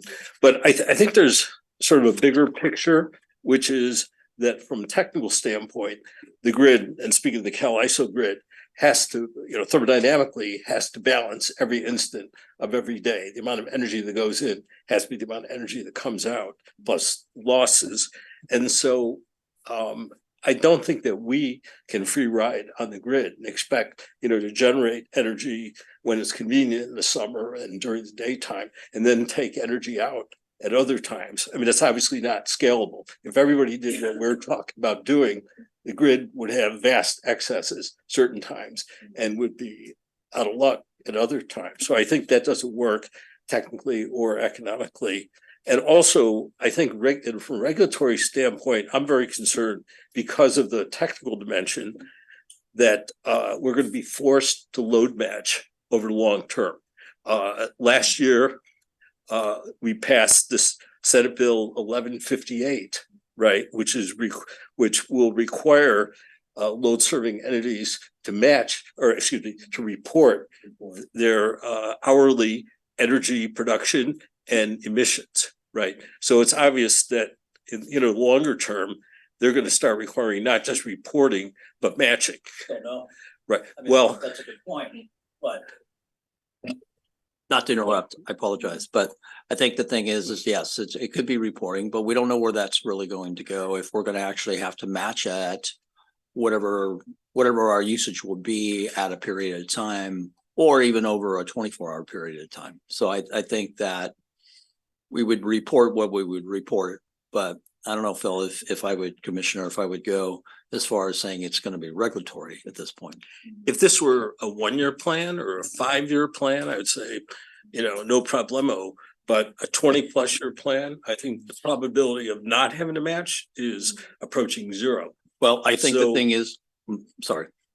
Okay, so the point is, it's a standard management practice, right? You're worried about shrinkage in a business, well, start measuring it.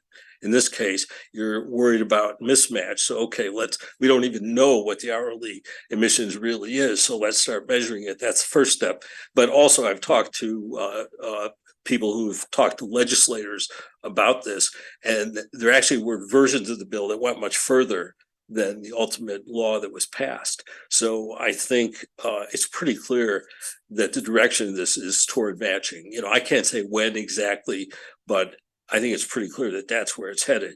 Also, another concern I have, and a few commissioners raise this too, is that I think the central solar costs are likely to be much higher. And I don't know the details of what was calculated, you know, what capital costs were used, particularly what cost of capital was used in the modeling. And I have a feeling that that's probably going to be much higher than what might have been estimated, because obviously interest rates have gone up and probably going to stay up for a long time, not just a few years. So I think the costs are going to go up. I think the value of the central solar energy is going to be lower because of all the factors we talked about, that it doesn't show up when we really need it. So I think those two things are going to make central solar look less favorable. So, you know, just to summarize, well, what do we do about all that? I think the first thing is, number one, grab all the hydro and geothermal that we can get a hold of. And don't lose our existing contracts, which is kind of talked about in the plan, that we were deciding whether to hang on to the WAPA contract or not. I think we need to hang on to every one of those we can, and also don't get shut out of new ones, particularly in geothermal, where maybe we didn't get as much of the last geothermal contract as we could have. I think we also need to greatly intensify our efforts on energy conservation, demand management, distributed. I think the energy conservation program, which we'll talk about, is less than 1% of load, you know, annually decrease. That's a really small number. So I think we should think about increasing that, and also planning for the long term. There's a discussion about just kind of making short-term market purchases to make up whatever gaps. That's kind of the approach that got us into trouble with gas this past winter. So I think it's really important that we, as Palo Alto has done for, you know, like a century, we really need to think about the long term. So anyway, those are my comments, and I really think it's clear from the discussion that people on the staff understand the nuance and the subtleties in this, but I don't think it's reflected in the plan, and I think it needs to be. You know, Jim, if it's okay, I just wanted to speak to one part, which is the ability of California to balance its loads, essentially. And I will just say that the California-Oregon intertie up to the Pacific Northwest is one of the strongest, you know, interconnections in the nation, and it's been there for a long time. And you know, aside from the greater market integration that we already have, and that is coming, where we actually plan which resources are dispatched with beyond the state of California, and that would be, you know, the ahead market, you know, by hour for a number of different entities throughout the West. That California-Oregon intertie is very strategic, because a lot of the volatility in California is driven by hydro, but the hydro is either here or it's north of us. So like this year, Canada's snowpack ended up in the Sierras, and that's literally what happened. And so I will just say that when we are dry, they are flooding and burgeoning. So when we are importing in those dry years, it tends to be quite clean, right? And so that is something it's like a natural hydrologic hedge, and that, you know, while I hear you on any concerns of free riding, I think this is just a broader, you know, it's like how you diversify with agriculture, right? You know, you can't grow almonds everywhere, and like California's good at growing almonds, and so we dominate that. And, you know, let California be good at solar. We are exporting our solar and turning off other dirty resources in Nevada in the middle of the day. In other, this broader integration is bringing costs down for everyone. And it's nowhere else in the country do you have this balkanized market that you have in the West. And so that's great promise. And that those imports, now that all of our surrounding states are also having renewable portfolio standards, those imports are cleaner and cleaner and cleaner as well. And that I don't want us to, I've worked in American Samoa and I worked in Alaska, and the grid is our greatest asset in terms of sharing resources and making sure that we bring everyone along for the ride cheaply. This is, just to be Yeah. clear, this is not about importing electricity from other states or not. It's about the CalISO grid, or any grid that you want to draw a circle around, needs to obey the first law of thermodynamics. Okay, and it has to be balanced every second of every day, whether the energy comes from outside the state or not, doesn't matter. And if we selectively produce energy at times different from when we use energy, someone has to make that up. So I think that's a good point, but the grid balances. I mean, you actually have, sometimes you get charged for producing electricity.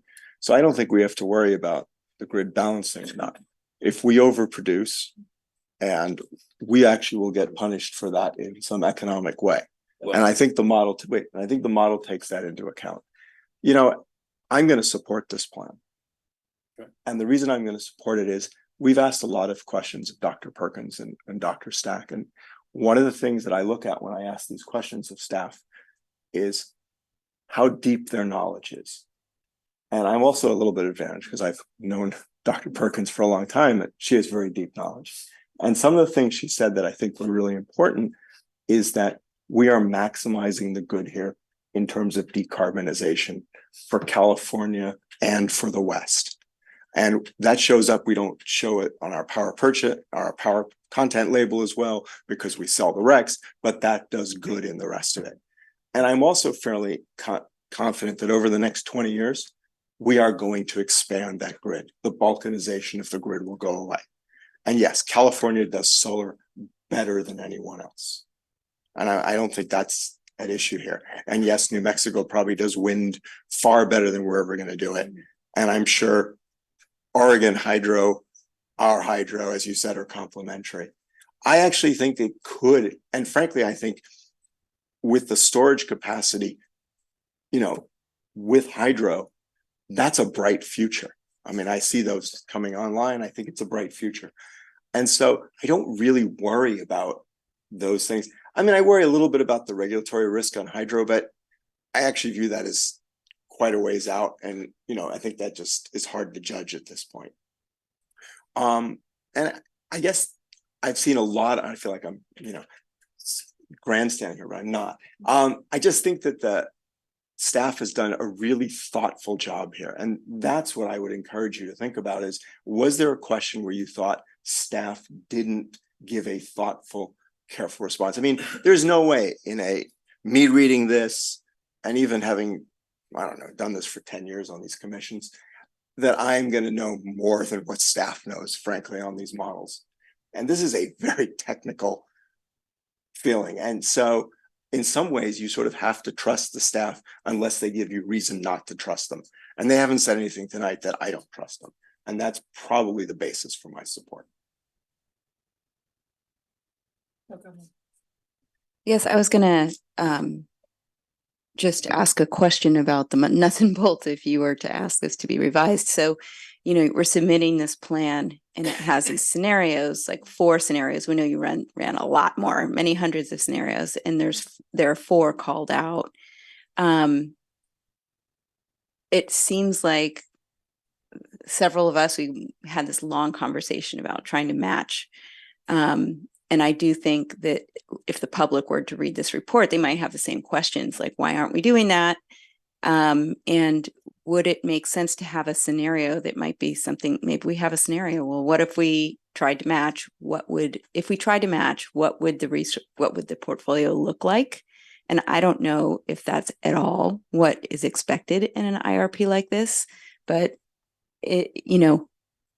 we have two scenarios. We're not planning to do two different scenarios. We're planning to do our base scenario, right? Would it make sense to just present another scenario as if we took that on as a goal as a city, which we're not at this point taking it on, but if we did, what would happen to the portfolio? Jim, I want to defer to you, even though you're not in the room. Do you want to just walk through the nuts and bolts there? I'm happy to supplement.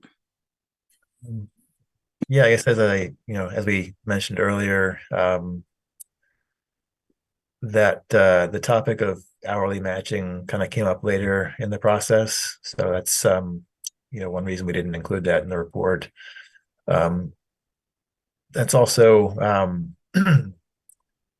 sort of like you can think of that hourly matching as a partial subset of the base case, the recommended portfolio, where we're just kind of choosing not to optimize our hydro around price and greenhouse gas emissions reductions. We're trying to optimize it towards meeting our load in every hour. That gets us not most of the way there to hourly matching. So that's sort of a subset of that first case. And to clarify, our existing portfolio, if we were to shape it around load matching rather than around minimizing real-time emissions and maximizing value, we're like 88% of hourly matching already, with no batteries and no anything. And that just does reflect it reflects when we are short, we're not using that much electricity currently, the shapeability of our hydro. So just to clarify Jim's point there. And then, yeah, go ahead, Jim. Just in terms of, I was going to suggest that we could have a discussion about hourly matching, what that looks like. But I would keep it separate from the IRP, because the IRP is a compliance document. And, while we want to demonstrate our thoroughness and green attributes to the state and our customers, we also don't want to be late to the state. It's not a good start. And the state, gushed over us after the last IRP, just like, oh, wait, you're, basically with all the accounting, we were carbon negative. And they said, we don't know what to do with this, And so, we can look at more of that, but I would just encourage it to be a bifurcated process. And I think that, staff is ready to have that conversation. And we tried to have that conversation in 2018, and it's exciting that PC has done some analysis, and we have literally the same model running the same analysis, and it's spitting out similar things, but it's about risk tolerance and price, and you could really be in a very financially risky place doing what they're doing. And CCAs do not have great credit ratings overall. And if a CCA goes bankrupt, they just poof, an office building goes empty. But we are not a CCA. Oh, go ahead. So I'm gonna, first of all, thanks to staff for this is actually a very comprehensive report. Thank you for showing up and being so well prepared and deep. I'm going to, I think, support it, but I have reservations. My biggest reservation is in table 17 and the consistent messaging that we're carbon neutral, which I know we are, and we're doing wonderful things for other places in the grid, and we've entered into a wonderful set of contracts. But the reality is it gets interpreted by the public as saying, well, any electricity we add now, it's carbon neutral. It's not going to create any carbon dioxide. It's wonderful, which is entirely incorrect. And I find that the communications like this are misleading. I talk to people in Palo Alto, well, yeah, more electricity, why not? It doesn't add any carbon to the atmosphere. And that's just wrong, because incrementally, if it's the right load at the right time of day, it could well be right. But in general, for some loads, it's just absolutely incorrect, particularly if people are charging their Teslas at that evening peak. They're burning natural gas. Yes, they're not burning it here, but they're burning it somewhere in order to produce that electricity.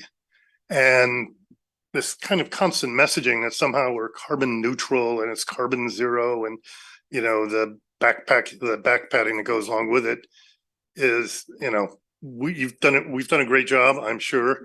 And if we tried to go truly carbon neutral, doing the hourly matching with only renewable resources, I'm sure that would be an interesting exercise, be extremely expensive. But given its renewable resources themselves are limited in the short run, it would not probably be doing much to the carbon neutrality of the whole system, would be my impression. But so, I don't like the messaging. The people here, when we talk about the nuances, everybody seems totally honest. But the messaging that gets out to the public of, gee, just add more electricity, it's carbon neutral, or it doesn't produce carbon somehow, I find very counterproductive and harmful. I don't disagree that it's a very hard message to walk. So, walk that line between, we were trying to electrify everything and conserve, because, even renewable energy isn't without cost to the environment. So, well, it's not just the renewable energy, it's the fact that on the margin, it's still absolutely natural gas. Yeah. Any other comments? A couple thoughts. One, I will support this. I'm sensitive to the concerns that have been raised, and I do think there's a challenge on the messaging, but put a little pin in that for a second. I was comforted. This is a government reporting obligation, and we're not putting, as I understand it, we're not putting ourselves in a position where we've committed to a certain portfolio or process even for evaluating it. And so I think it's important that we comply timely with the government obligation. And at the same time, I think you've heard pretty consistent feedback from commissioners on what we would like to see going forward. And just one note, Commissioner Phillips, because I have memories when we shifted our approach and we started selling wet RECs, and it impacted the power content label, and we had to provide that to customers, and we had some conversations about that and how to inform customers then, and maybe it's time for another conversation about how to keep customers apprised and make sure they have the resources they need so they can have the comfort, or not, and let us know. I just also wanted to supplement that, since we're redoing the plan in 5 years, even though it's a 22-year forward look, basically for the central planning role of the state for transmission and resources, I consider it, more of a 5-year plan.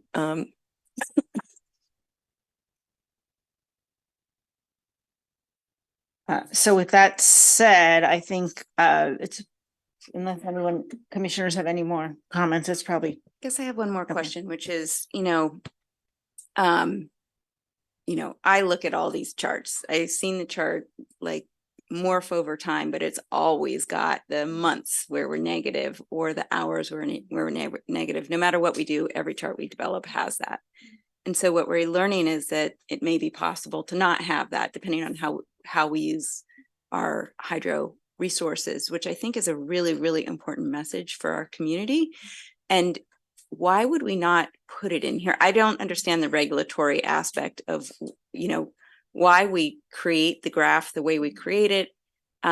Is there some opportunity to say in this plan, like show what a graph would look like if we actually spread the hydro in a way to accurately match, so that, if someone looked at it, they're like, oh, we have a portfolio that could be flat or could be whatever matched. And, or is there some reason we don't want to say that in this plan? Is it because it's not really our plan? Jim, I mean, I think that our goal, we have risk management guidelines, and we have like amount that we're willing to spend for renewables with a cap on it. and shaping our hydro in a way that we choose to lose money, to be to line up the hours and actually emit more carbon on the margin, because we're is not something that we've ever considered doing. Because if you have a hydro plant there, and it's a hot summer day, and like, oh, off goes the solar, 6-7 p.m. On comes either natural gas imports or hydro.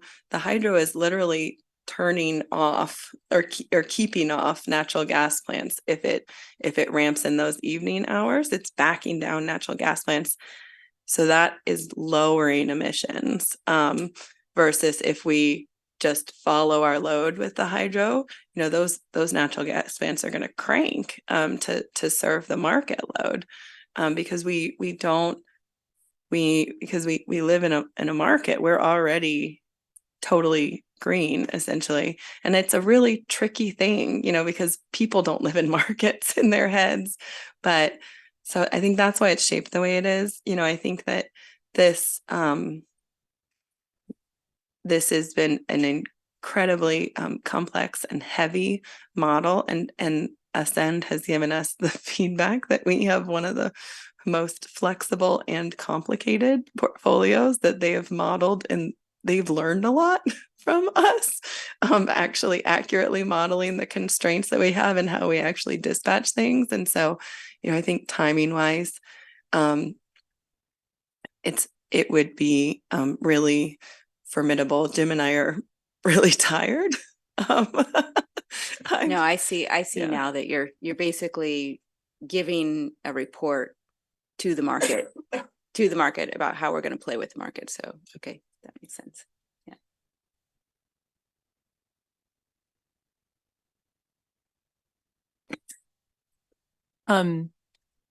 I guess I would just want to add, I had a lot of concerns coming into this, but I feel like I've learned a lot this evening. In particular, I think I had a skepticism that a lot of commissioners had, that like, is solar a really good idea? And what I have learned is, yeah, it actually is. And it's all, and it is increasingly so the more transmission we get, so that we can share our solar abundance with neighboring states that don't have that abundance, and with the rise of storage on CAISO, which has gone from being a pipe dream to being a very real reality. And so my comfort level, which was based on like, oh, we don't have to follow this plan, is also now based on that it might actually be what the model is predicting we should do could in fact be the best, not only for Palo Alto, but for our additional goals of doing the right thing by the grid, and by removing as much carbon emissions from the larger system beyond Palo Alto as well. So I appreciate that.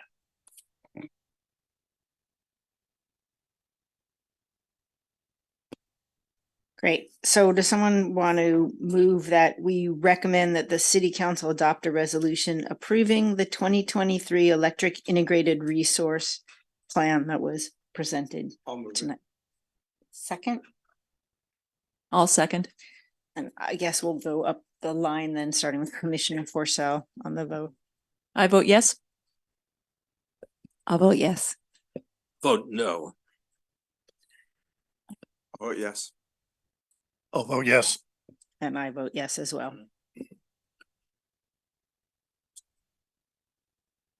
Great. Thank you. And we'll take a 10-minute break. Let's come back at 8:23.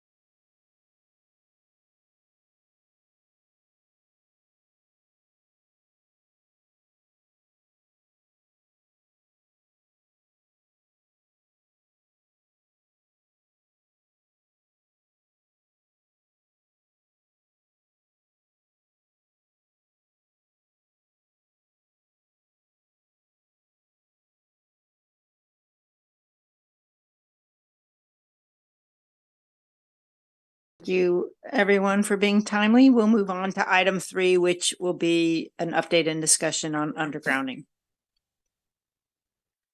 This Are is- there any comments from the community? This is Janelle Camion, Program Assistant. If anyone from the public would like to speak on item number 3, please raise your hand or dial *9 on your phone.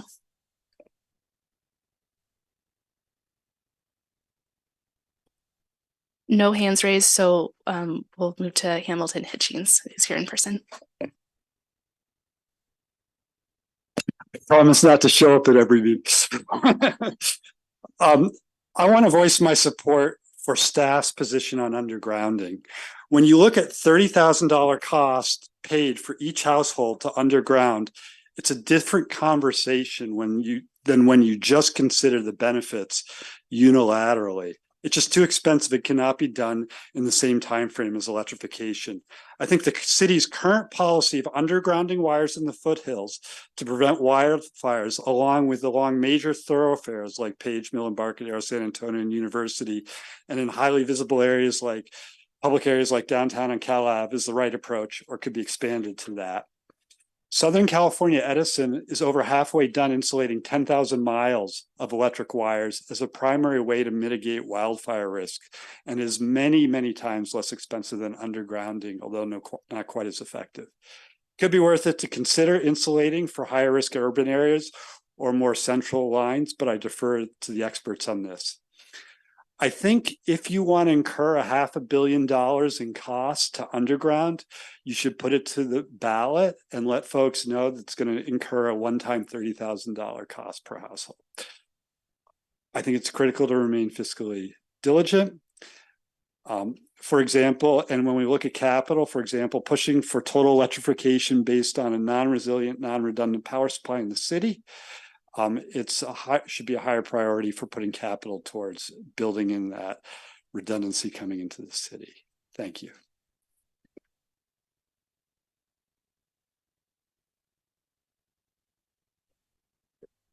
Yeah, Tom Marshall, Assistant Director of Electric Utility Engineering and Operations. So I'm going to just give a quick presentation, really open it up to your questions here today.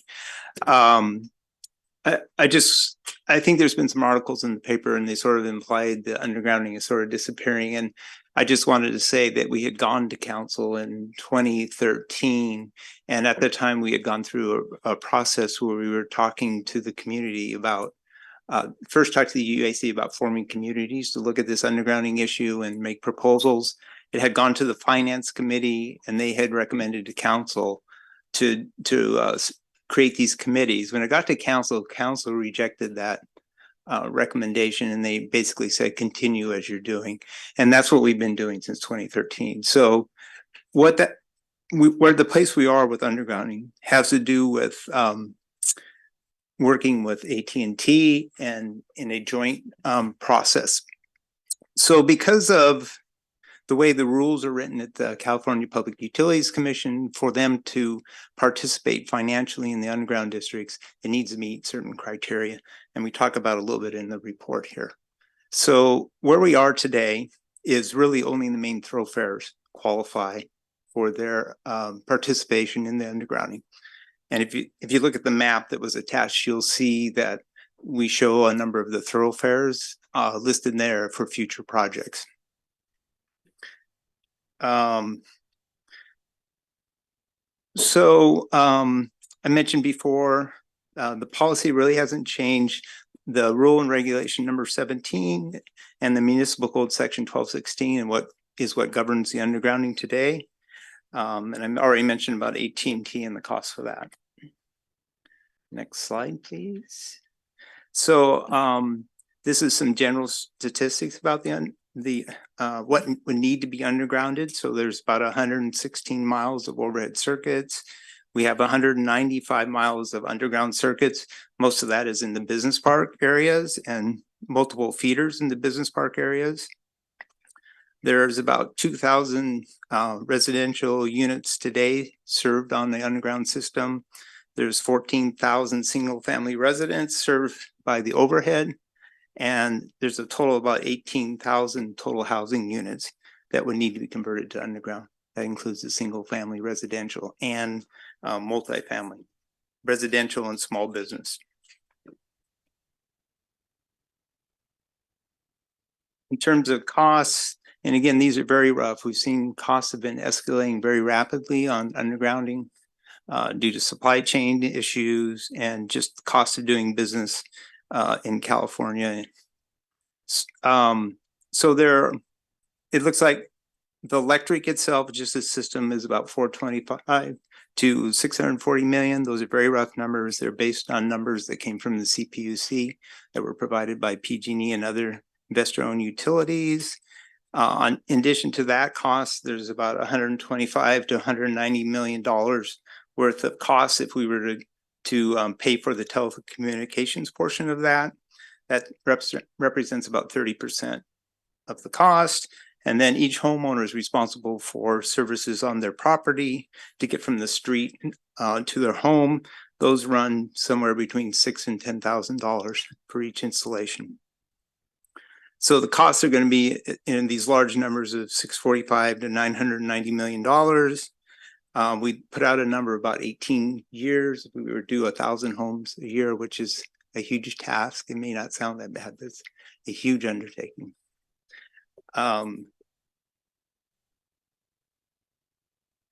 So just, sort of where we are in terms of what we are tasked to do today. The first thing on our list right now is the SCAP goal in the 2030 to get the grid ready for electrification. So we're heavily focused on that issue today. If we want to make that 2030 goal with the, if we had to underground at the same time, which I think has come up as a suggestion from the community, it would extend that timeline out a number of years to be able to do that all at one time. So that's pretty much, what I have before you. I think there is a number of routes to be taken in terms of what policy might look in the future and how it might be changed. I think it's opened up for people to, submit ideas of how we would move forward in a different way in the future. So with that, I'll open up to your questions.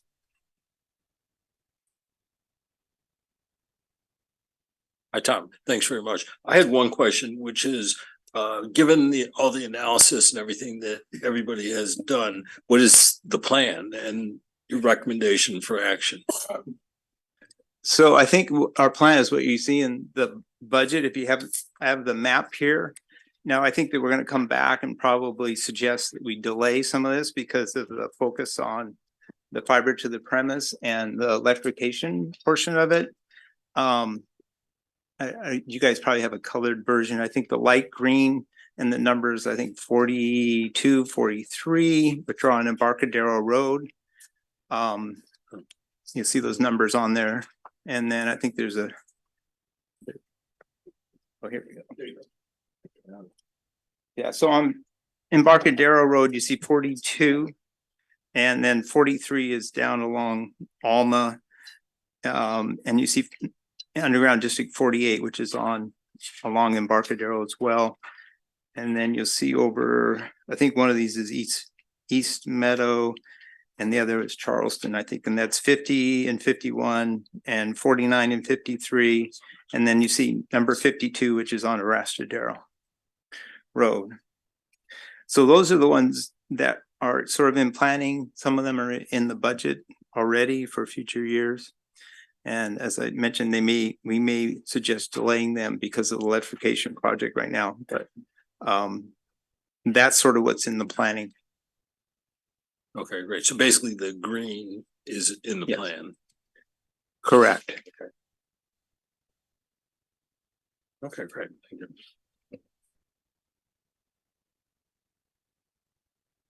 I have one very little question. What does the gray mean in this map? The gray color doesn't have numbers. So the gray is our areas that were undergrounded when they were installed. Sorry. They were underground when they were installed. There wasn't an underground district there. The city at some point had said all new facilities had to be underground, and these were installed after that date. So it's like you don't know, it doesn't tell us when, but some point after whatever it was, 1967 or whatever the date was. That's correct. It was around in the like mid-60s sometime. What has been the public communication on this historically? I mean, there's at least with some people, the expectation of, oh yes, Palo Alto is going ahead with undergrounding. Why are they being so slow? What's holding them up? Where this would say most of it's never going to get undergrounded in our lifetime. It would be my interpretation of what I'm seeing here.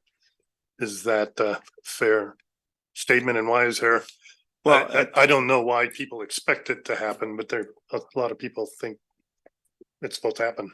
Yeah, I don't know if I can answer that well. I mean, I think the story we're telling, we've told many times, and I think we've always said it's going to be, 40, 50 years at whatever rate we were doing at, unless there was a change in policy and method for funding it was, determine how we were going to fund this. So I don't think that message has changed, but I think there's some interest on the community to do this. And,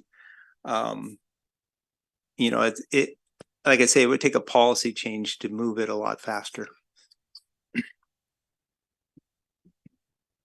I read the article, I think yesterday, that said the city is like silently, giving up on undergrounding. And I did read the comments too, and it did seem clear that the community expects things to become underground because they just think that's part of modernizing society, is eventually you put your lines underground.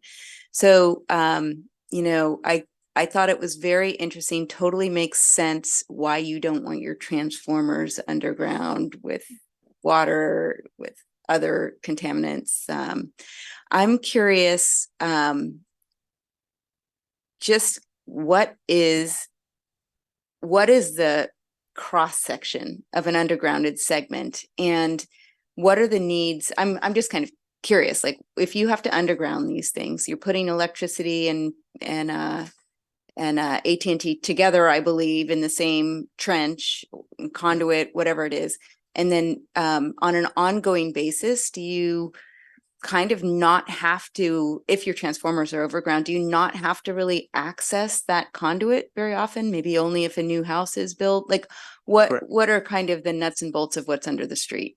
Yeah, so in the street, there's going to be conduits, like you mentioned. So there's primary conduits and there's secondary conduits and there's vaults that they pass through, and there's telephone, there's cable TV, and their own conduit as well.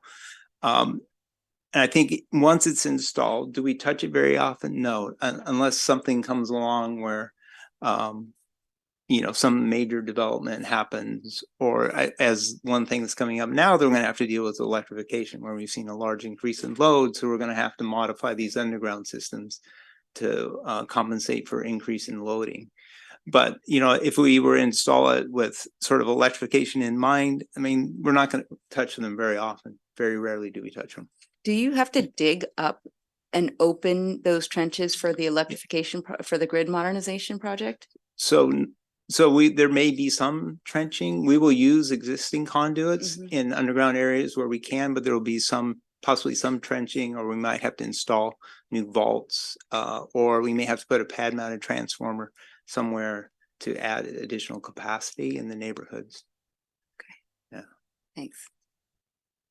That was just currently under. That's correct.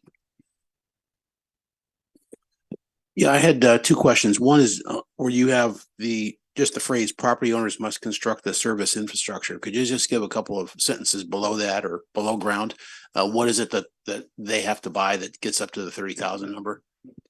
So, yeah, I think the 30,000 number is sort of an all encompassing number, but on property, so the utility or the city only constructs the utility infrastructure in the street area. So essentially there will be a box somewhere that the customer has to trench from his meter location out to the box in the street. And that's typically paid by the customer.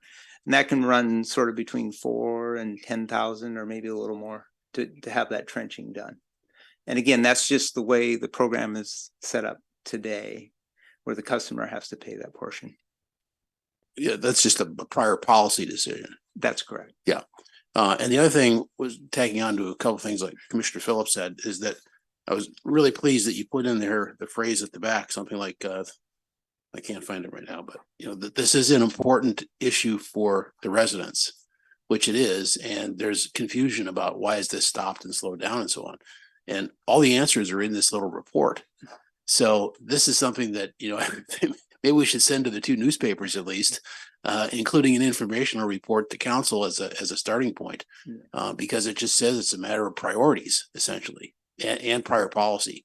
But the question is, why wouldn't council change the current current policy? Is because of the necessity of the priorities of the bigger, much greater need of having to redo the grid and get our city electrified.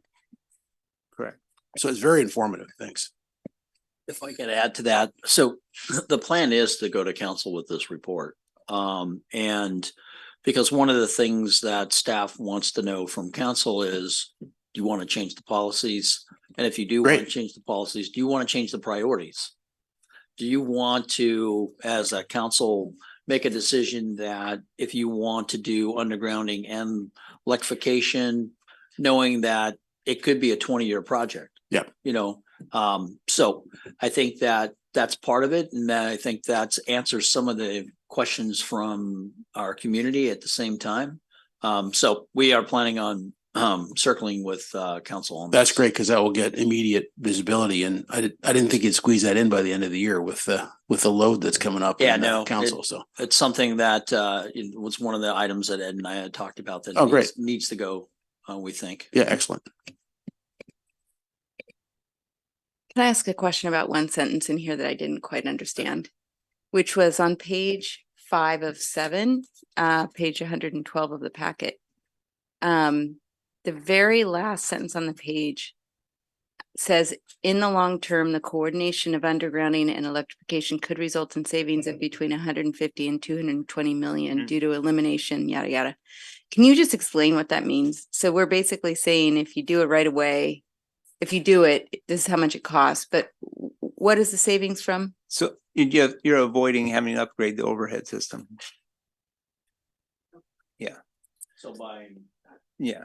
Yeah, so like buying overhead equipment, putting it up today, and then tearing it back down again, save 7 years from now, because you're going to underground that area with that. So you would just buy all underground equipment and then just go ahead and do the updates.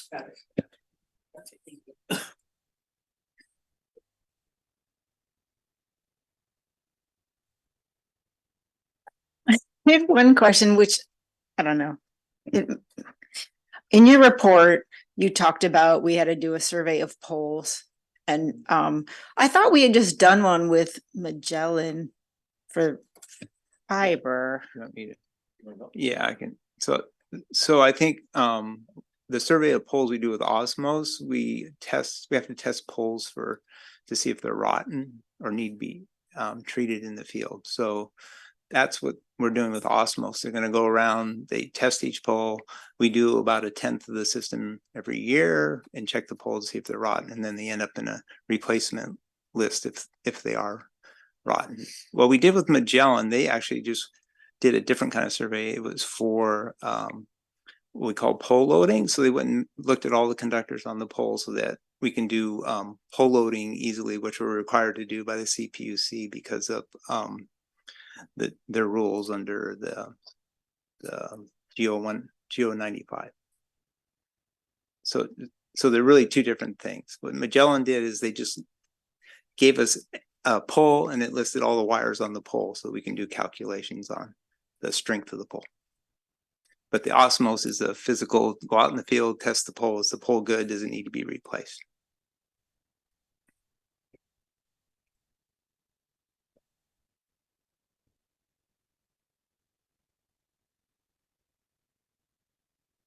And I had one other question, and it may sort of answer the question of Commissioner Phillips.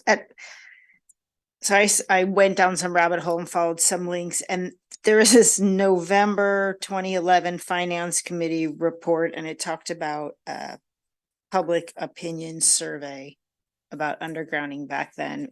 I never saw any results, and I don't know whatever happened with that.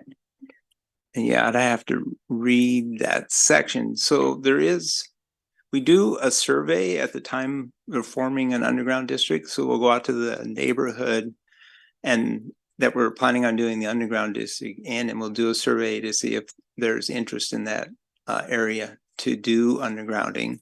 That's information we typically would bring back to council at the time of formation of the district, because council has ultimate authority to form this underground district. They can proceed if nobody wants it. They have the right to form it. But typically we go out and do a survey and make sure that there's, you know, probably close a plurality or greater than 50% interest in the underground district before council would typically act on it. So that may be what they're talking about when they talked about the survey. I don't think we've ever gone to the community and did a survey saying, hey, do you want to do undergrounding?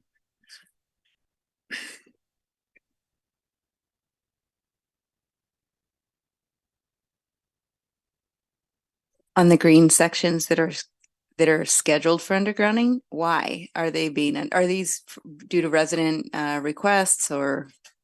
No, so the green areas on there are areas that we believe or have talked to AT&T about qualifying under the CPUC rules, allowing them to participate in the underground district with us. So we think these areas will qualify. When you say allowing them to participate, does that mean requiring them to pay a Correct. portion of the costs? That's Thanks. more accurate. Yes. Yeah. And sorry, it's due to them participating that'll make it a lower cost for us. So if we Correct. decide it's worth doing it. Correct. That we If just- if okay. they don't pay their costs, then they're either residents or the city will have to pick up the cost of doing it. I mean, I will say there's other methods for forming an underground district, and I think we talk about a little bit about that, depending on how much benefit there is. And to general benefit, there's ways for them to go through an assessment district process to form underground districts.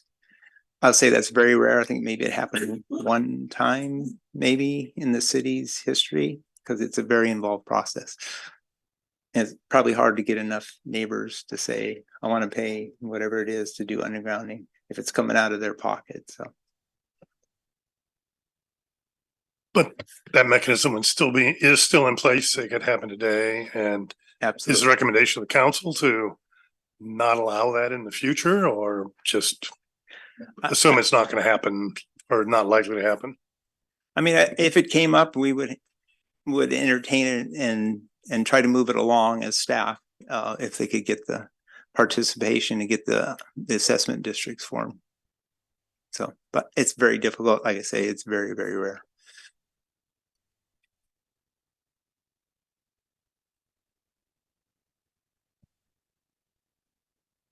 Well, thank you for your time, Mr. Marshall, and the presentation, and the packet was quite informative as well. Thanks, Tony. Thank you. We'll move on to commissioner comments and reports.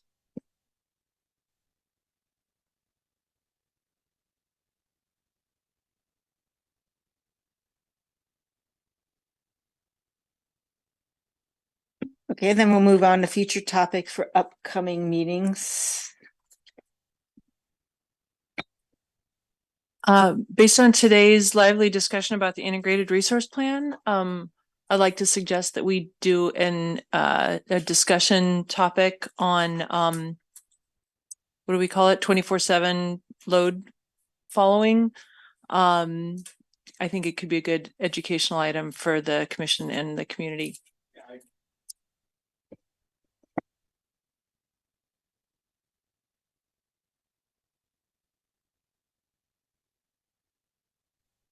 I just wonder if it should be an action item so that if there's any, we could think about it.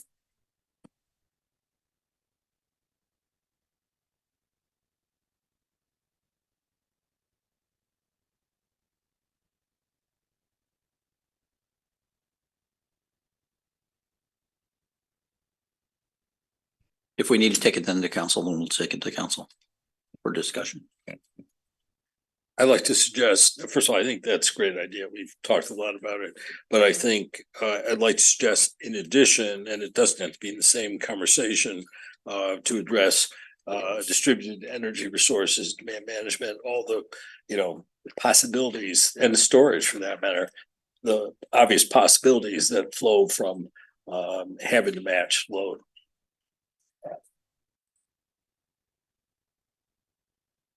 You can't really have the matching discussion without saying how you're gonna do it, right?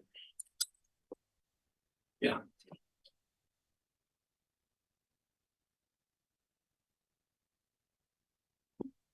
Any other future topics for upcoming meetings? Yes, I still would like to talk about the gas hedging. It can be fairly short, and I know we got the material but I haven't had a chance to read it. And, I'd like to just understand the thinking and what the implications might be. I understand, it had to be adopted without our August input this time around because of the time constraints, but, I'd like to understand the thinking and what we're thinking of going forward. We could put it probably in the November meeting. The report's already written. All we gotta do is just make a couple changes, have a discussion about it. Because I'm not sure if the Oregon transmission project report's gonna go. It's gonna go? Okay. Okay, well, we'll look at it and see where it fits then. If it doesn't fit November's, then it'll probably have to be after the first of the year then at that point, but I'll have some conversations with staff and see if we can put it in. That would be fine. The timing is not super critical, but I assume it's going to come around again in a year, and I'd like to just be prepared to think about it. Okay. The one other topic I'd like to suggest is, and maybe this is already scheduled, is grid modernization. We had a very high level discussion about that, and I think several commissioners, myself included, submitted suggestions for how to augment that. And I think we need to complete that circle to get back to, okay, I mean, we're talking about $200 or $300 million. So I think talking about what would we do with that money, and which impinges the two discussions we just mentioned, matching and local generation impinge on what the grid design is. So I think you sort of have to connect those. But anyway, if we're going to spend $300 million, I think we need to talk about what's in there. And I think Good. I think in the last meeting, we talked about the fact that you are talking to consultants potentially, or contractors that potentially could do that together with fiber. And so wasn't that part of the analysis is looking at possibly outsourcing the grid modernization, which may mean that the plan comes after, we get RFPs or something like that. But I don't know if the plan comes before we talk to the contractors or if it's a result of talking to the contractors. Well, so just so that I'm clear, Commissioner Metz, is I thought we covered what those costs were going to look like, because most of those costs we broke down was mostly around equipment costs, then it was going to be labor costs, and then the first portion of it was around the design cost, was going to be for that $300 million, and then some upgrades to the substations. I thought we had that conversation, and yes, we can probably talk about, I guess, maybe one of the items I know we talked about in December is Jonathan's going to come back and talk a little bit about the strategic plan, and we're going to talk about SCAP at that period of time. And maybe what we need to do is I need to bring back the fiber and the grid mod to show that both those projects are going to be running parallel now at this point. So we have an area that we picked. We know what the design looks like for the fiber side, but we don't know the design quite yet. So Intrust, who was the company that bought out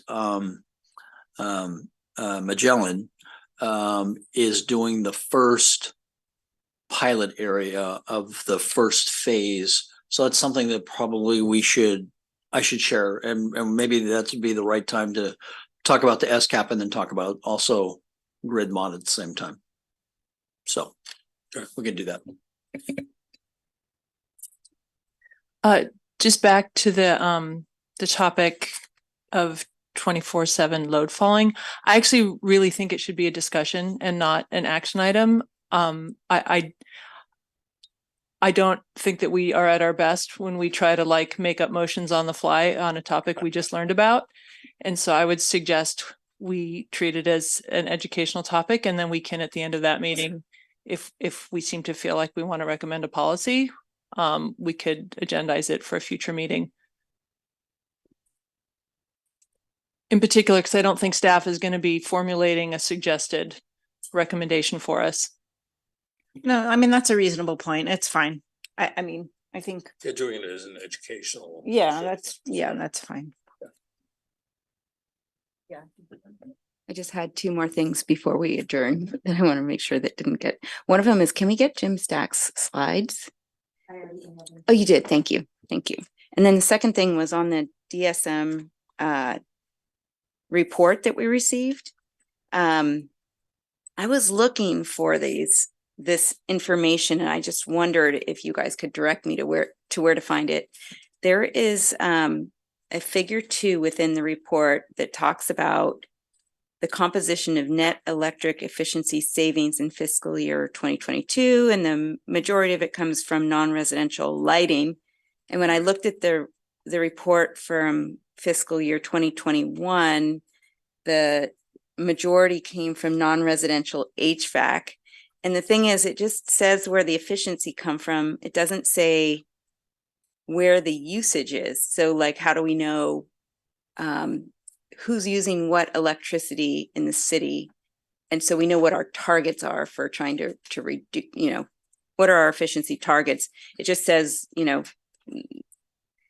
lighting resulted in 73% of the efficiency savings, but is non-residential lighting a big component, or is it a tiny component? We just did a really good job on it. So I would just be interested in kind of seeing what's the full pie to know where the targets are. And I definitely look forward to thinking more about how we can encourage efficiency among residents. I know there are a lot of initiatives, but things like, for example, the envelope of a house, like I have no idea how to improve that in my house. It definitely needs improving. So do I just hire a contractor? And is that something that the city could maybe help people with? Because it is one of the major things you could do before you electrify, for example. So. Genie. Yes, Genie. Exactly. I did the Genie, and I still don't have the answer on how to do that. How to do that part of, yeah. I have suggestions on things I could do within my house, but the next step is kind of like, how does the city help you actually do those things? Like, how does the city make it really easy for you to go do those things? Because I got a laundry list of things I could do, but I don't know how to take the next step. I have like so many things I could do.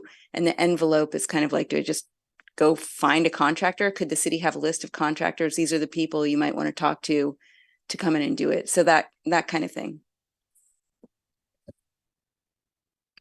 So a suggestion then would be we should probably have a discussion about this then. Because I don't think just sending you, because at first I was thinking, okay, we can, give you an informational report.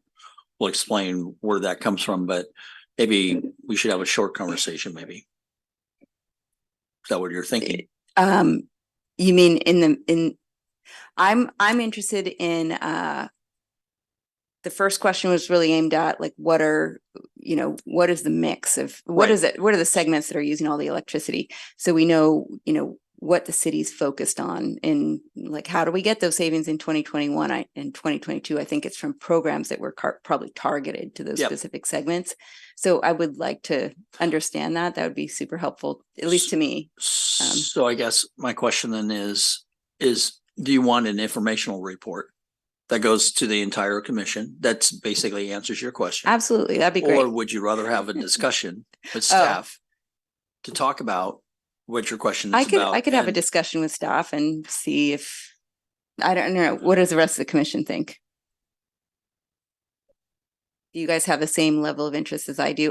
This is one of the reasons why I wanted to be on this commission, so I'd be happy to take it offline if you guys would prefer. I'm probably not as interested as you are, so So why don't you take it offline, but if you learn something really interesting, bring it back. come back in the comments and then we can agendize it if that's not. Okay, that'd be great. And if So, Dean, if you could Yeah, so help me understand who I should talk to, that'd be perfect. Yep. That's right. Yeah, Yeah, no problem. We can, we'll do personal then. perfect. So, okay. It'll be at your house. That's right. Exactly. We'll figure out your. info Yeah, at the you same can time. show 'em my genie results. That's right. Well, thank you, everyone. Do I have a motion to adjourn? So moved. Second. I think we can all wave if we're ready to adjourn. Thank you. It was a really interesting discussion. Thank you. Thank you. Thanks.